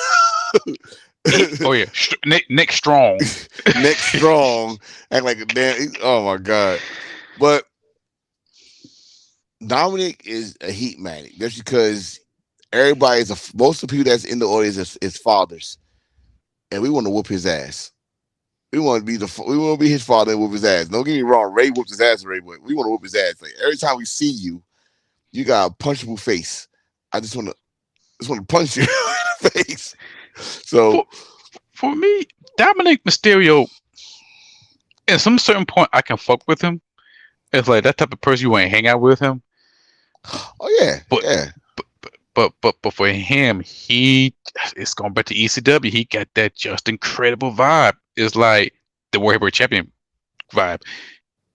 Dominic Mysterio giving that just incredible, that ECW World Champion vibe. Like you got Rhea Ripley by your side. That alone, he can wrestle. If you get Rhea Ripley by your side, she's a champion. That's your modern day Impact player. No pun intended, but he could be right around corner your main event. If you take away the pipeline, I think the fans would cheer for Dominic Mysterio. Not as a level as Roman Reigns, but as a level not as LA Knight, but probably somewhere. Who I can think of? Probably someone like damn sure not Jey Uso. Somewhere.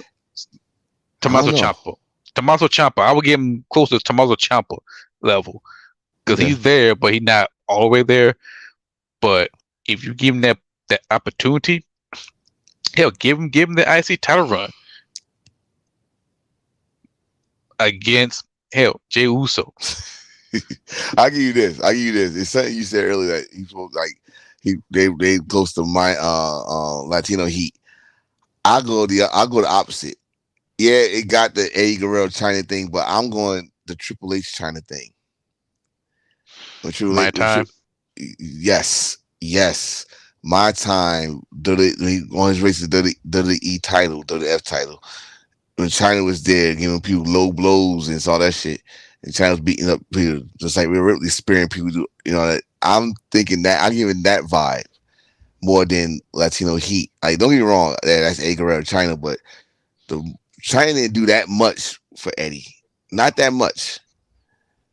But when it comes to China and Triple H, oh, I see that. Especially when she had that outfit on. Oh yeah, the spiky outfit. Yeah, God damn it, y'all. Okay, we get it.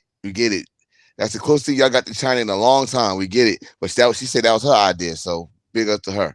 But Dom, I give Dom either next year for what you just said.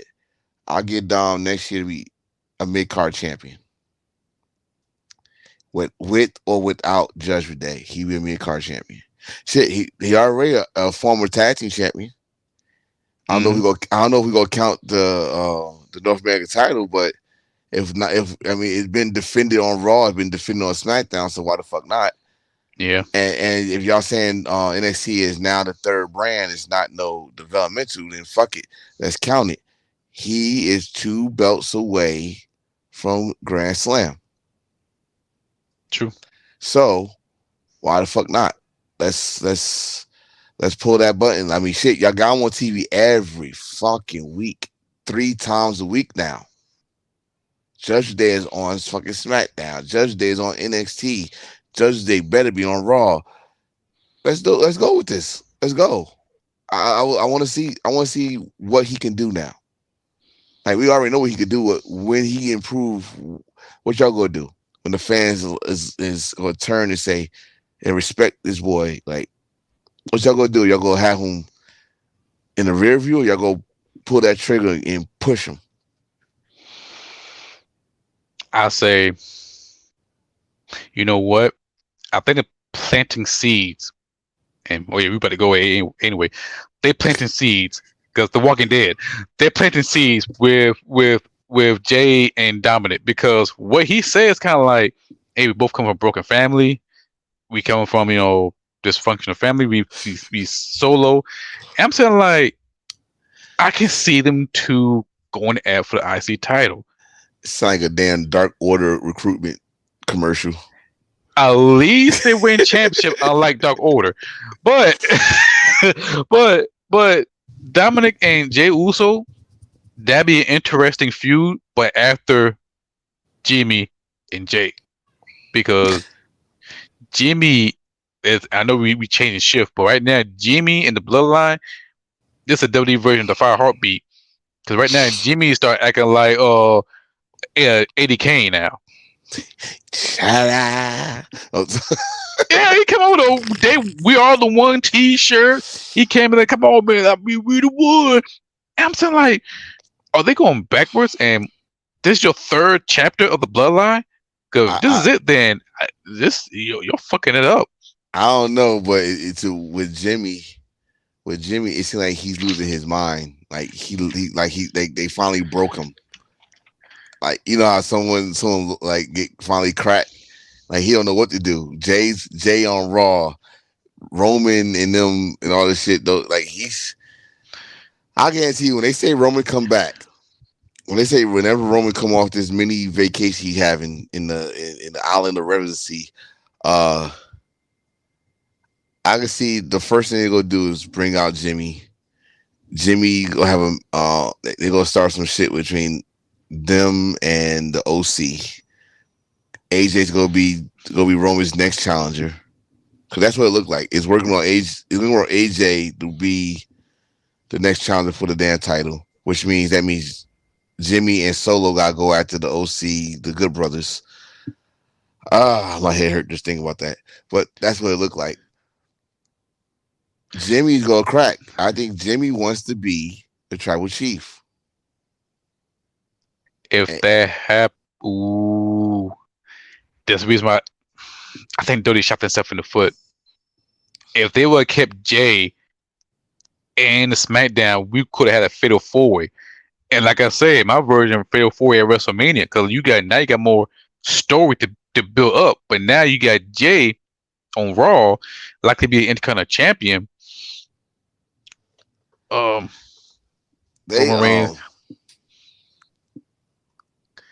on, as Fastlane. Okay. Hey, you know what the thing about that is? This is what they scare me with this, because they gotta trade somebody from Raw to SmackDown. A nigga who gonna finish his fucking story. Yeah, which gonna be is gonna be crazy, because you just teased that Drew McIntyre might be going after Cody for bringing Jay to Raw. He said I'm going after the man that brought Jay to Raw, Cody. I'm gonna have a conversation with him. So I think, man, it's so much. It's so much to go through. WWE, I like that y'all got me thinking. Thank you for that. Like, y'all got me thinking, but at the same time, you got me real confused of what y'all trying to do. Is y'all gonna trade Cody to Raw so he can finish his damn story, when y'all gonna do that? Y'all gonna wait till after like Derek just said at the fast lane, and I gotta hear that fucking music. But someone gonna stop Cody. You know, you gotta stretch this shit out to WrestleMania. They got to. We're nowhere near WrestleMania. This is September. That's Fastlane. So let's see. It's Fastlane. It's strange that AEW and WWE are 50-50. Who's running the show 9 days? Well, on WWE, Adam Pearce is the on screen guy. I think AEW Tony Khan and any wrestlers. Yeah, but I think they need an on screen character, so Tony Khan could focus because now I'm telling you, once he get that bug, and I know there's some people that don't like when people joke around this, but when he catch that bug, he gonna fall into the Eric Bischoffs of the world. He gonna fall into Dixie Carter, who was on OVW this past weekend for some reason. I don't know why the hell EC3 was there, but that's not. Anyway, go get that bug and shit. My man Cocaine and Cowboy Boots. He'll catch that bug. I'd rather have it on screen. And you got legends back there that could do it. Like, come on, man. You got legends back there that could do it. And that is believable.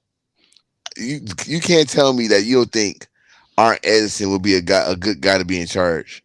You don't. Bryan Danielson runs. Yeah, but is he gonna be an on-screen guy? Backstage. I tell you this. He teased that little promo that he's talking about. He winded down, which those are curse words in the wrestling business, by the way. But if he does, I can't see him do it on screen because he did before. I can't see him do an on screen authority figure. But that's about it. Anybody else? I mean, I can see Arn Anderson. I can see God, who else? I can see Big Show. Can you imagine motherfuckers try to tell Big Show what to do? Big Show would be Big Show or Mark Henry. Them two would be perfect. Oh my God, who's gonna tell Mark Henry what to do? Mark Henry would throw the ass 5 roses. We see him all the time. It's time for main event. They come out. It's time for match right now. It's right, you know, it'd be the big ass fucking Tay Long. We're gonna do a 18-man tag team match. What? Here come Mark Calloway. Wait, he on AEW? I'm like, oh God. If I see Mark Calloway come out, that motherfucker, Vince McMahon gonna die right there on the spot. Boy, that would be an earth-shattering, shocking moment in pro wrestling history. Undertaker going somewhere else. I mean, do you got a legendary contract? The Dudley Boys just signed a legendary contract. Yeah, I heard about. I seen that. I think Undertaker is part of. I think he's because he got that one-man show with WWE, the Dead Man Show, which I would love to see that. But hell, speaking of legend contract, the Dudley Boys signed the WWE Legend contract, which that's great. That means more merch, T-shirt, WWE 2K24 action figures, and that's about it. And Devon. Well, if that be the case, then I think Blu-ray could do an Impact and just sell his merch and stuff like that. I mean, they never left on bad terms. Yeah. They never left on bad terms, and they're Hall of Famers. Why not? But I did that shit about whoever was the guy that told Devon they didn't like him because he's black. Fuck you. Some people think it was Michael P.S. Hayes. I doubt it. He told Mark Henry that a silverback gorilla. Yeah. But you said it on TV, so only like you had a problem with it, you know. I don't know who it was. I'm not gonna speculate, but it's good to see that. But at the same time, you gonna do this contract. Are you done with Impact? That's what we're gonna find out because you can't. I don't know. You can work with Impact and still get a WWE Legend contract unless there's contract obligation that you can't do. But if he's still there after Bound for Glory, then you just file an answer. But if he left Impact and he just gets some money from WWE Legend contract, just him for pop up, whatever, like an appearance, then we just file an answer. So Yeah, I think with those Legends contracts, you definitely gotta show up. Like you gotta do at least a couple appearances on TV. yeah, woo. WrestleMania, Philadelphia. Well, they already in the Hall of Fame, so No, a match. oh god, no, not Devon. Devon can't take a bump. That's why I like the thousand show that passed, all right? That just passed. Yeah, they do a little taping. Yeah, Yeah, so hopefully he ain't take no bump. But they talking about they didn't sound like they gonna wrestle. Like Devon better not wrestle. You take a bump, that's you gotta go to surgery again. So oh shit, Devon. all right. oh, I can't move. Like, told your ass. You should have your damn sons in there. That's what you should have. You should have brought your sons and said, y'all new Team 3D, go get them. They're good too, by the way. They're doing great. So Yeah, I was probably AEW didn't sign him nor Impact. I think you know what fuck the part. I think they wait for WWE to try to get them, and vice versa. Yeah. Whoever try to get them, that's the other guys like, no, come here. We got candy. be like your Pepe, Devon. Yeah, come on. So Oh, speaking of that, Zila Fatu is not part of ROW no more. He got released because Booker T said in confidence difference, some bullshit. But in confidence difference, that boy going to AEW. MOW. Jacob Fatu and them two. I would love to see Zila Fatu and Jacob Fatu together in MOW. They're gonna tear their ass up. But him going AEW, you get lost in the goddamn shuffle. Maybe because like you said, you got options. You can pull in Ring of Honor. He too big for Ring of Honor. If he's too big for Ring of Honor though, and you try to pull in AEW, like what you just said, you get lost in the shuffle. But you pull in Ring of Honor, he's right there in the talks for a television title match. Right? Maybe Ring of Honor title, maybe a pure title match. Hell, if you lucky to get Jacob, talk to tag teams and talk to tag team titles in the situation. Ooh, you know, it'd be perfect for him. What's that called? Mogul Ambassador. Put him with Swerve. Good lord, they already got a damn Samoan beast with.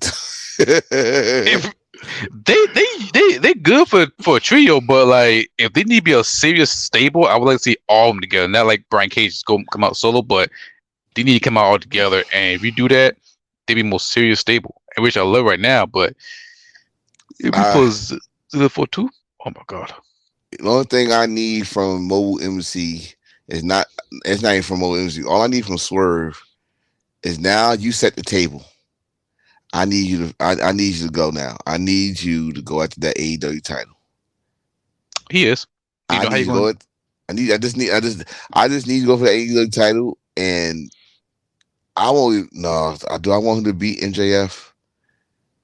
No, I think was it you I saw this shit from? Beating Darby Allin. Yes. Okay, so this is where I agree with that. Because y'all been teasing this shit for years with Darby Allin MJF with this beating him with the fucking headlock shit. And MJF beat him not once but twice in the pay-per-view. Right? Pinned him. That'd be a good story. I just don't know how you gonna do it for Darby Allin to be the AEW champion. But for the first time ever, y'all won't have a long title reign with that belt. Because Swerve is gonna find his way and beat him for it. Just because of their history. Hell, I say this. With their newest member of the embassy, Nick Wayne. Hey, look what happened on Saturday. Fucking AR Fox coming in and he's like, what the fuck you doing? Yeah. he did beat his ass though. And I don't know, like Christian and Nick Wayne, that's kind of a little bit, but him joining with Swerve. You gotta know the history. You watch Defiant, you know what I'm talking about. Damn, I do miss Defiant. You know what? watch Defiant. You know what I'm talking about because when Swerve came back there, his first match was against Nick Wayne. They start going at. Then Swerve was the Defiant champion. Nick Wayne beat Swerve for the Defiant title, so they got history. He helped them out a little bit. Blah blah blah. What story? I mean, the Seattle-based story is man, it's a beautiful thing. So Swerve and Darby history, Nick Wayne Darby, Nick Wayne Swerve. It be just right. Like, all right, you chose this dude over me. I'm going to go with Swerve and keep it going like a full circle because AR Fox too. Keep it going. It's interesting. It'd be interesting. But first, we gotta get that damn belt off of MJF and put the damn black leather back on there. Good God, yes. The only way I can see that happening is that, and you did say a Seattle-based storyline, right? Yeah. Wrestle Dream Wrestle. I mean, Wrestle Dream.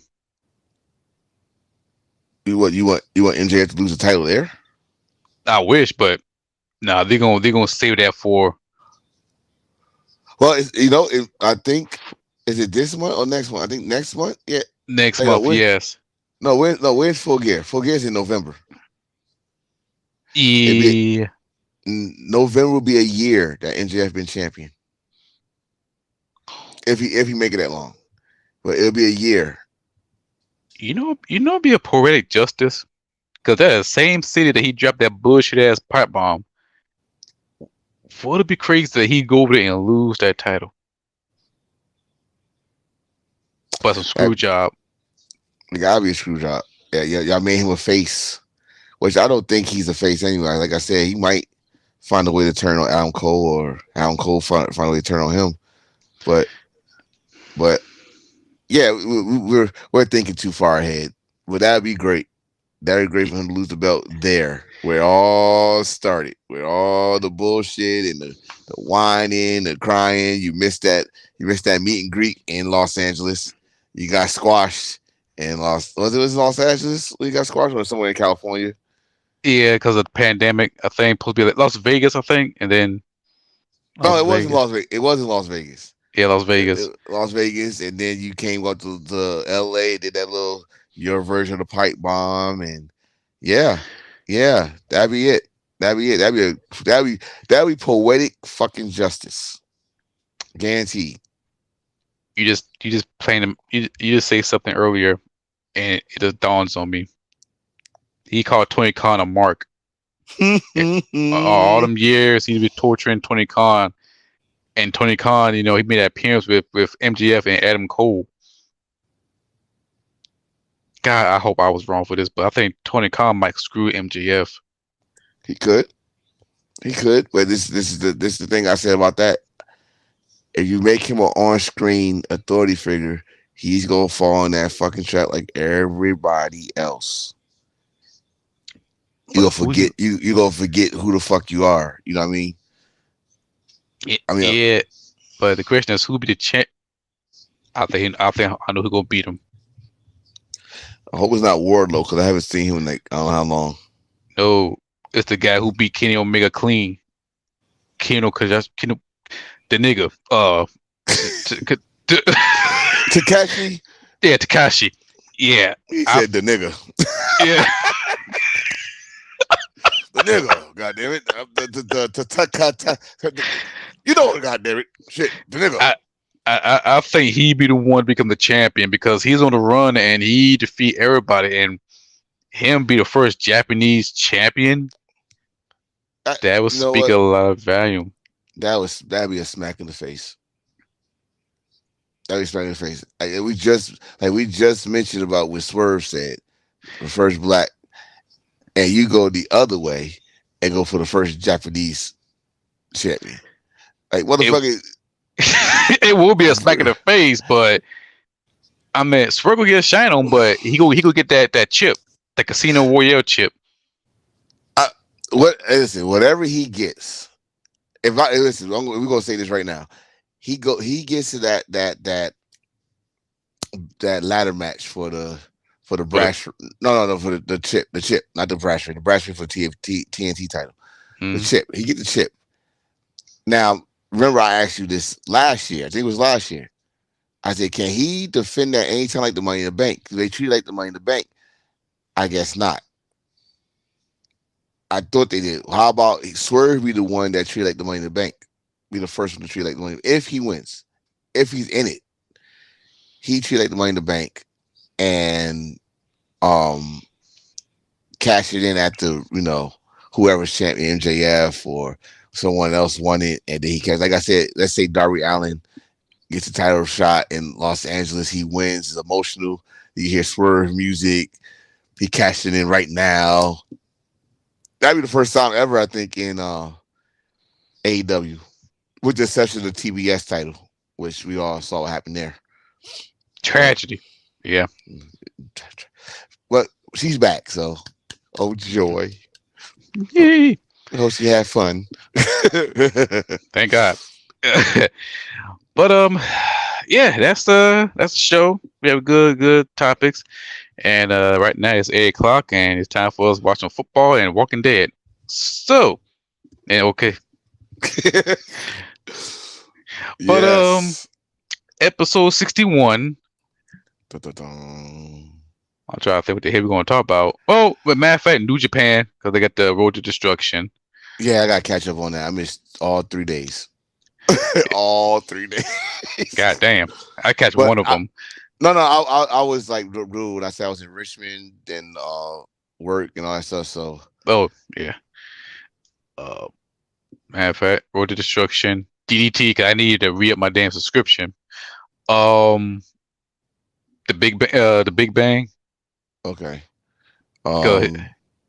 I think Noah got something. And we just talking about Japan wrestling. Hell, let's do a subject about Japan wrestling. How important it is. Japan wrestling being a major factor in the history, the business of wrestling. That's a good topic. Strong Start episode. There you go. There Yes. you go. And speaking of Strong Start, my comic book have sold out twice already. Fucking Ray's supposed to be in here really late. We gotta go loud.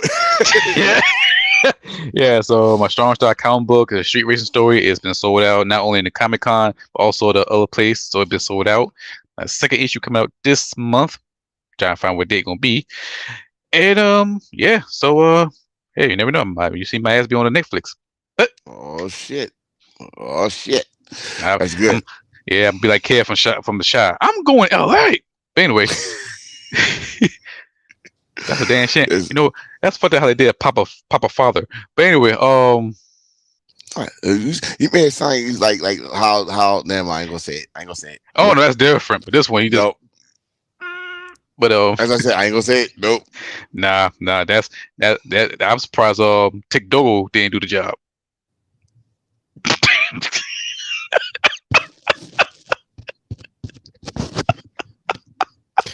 This is not how we're gonna end this show.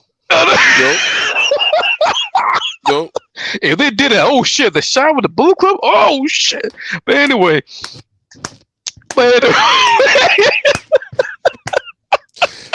I'm not picking my head up. Nope. No, You I'm pick not your doing head up. it. You pick your No, sir. No, sir. But No, he did sir. they lay his ass out though. I ain't, that's some Bullet Club shit. He lay his ass out. But anyway, enough of the shy. Next week episode 61. It's the Strong Style episode. We're gonna talk about Japan, from New Japan, Noah, DDT, even the women, and also FMW as well. I've been watching classic FMW. So we're talking about all the dope shit about New Japan. I mean, all the dope Yes. shit about Strong Style and how it influenced Yes, yes. America, air rails, which you see today. So, I'm your boy, Heel Hurst Hamsley. Your boy Enforcer just remember without a cause. Enjoy this 60s episode. We made it 60 on the road to 100. We're trying to make it 100. So thank y'all for joining. Yes. And also, if you missed the episode, don't forget to hit the like, subscribe to the YouTube. If you got Rumble, that episode will be popped up very, very soon. And if you catch it on Facebook, thank you. Share, comment, give your thoughts, everything else. Until then, you see you next time. And always embrace the thirst. Feel it. feel the thirst. Yes, that too. Yes, peace. Feel all of it. All of it. Every damn inch. Yeah. like a Tubi movie. But anyway, see you later. What? Bye. Hey, oh, don't you say bye.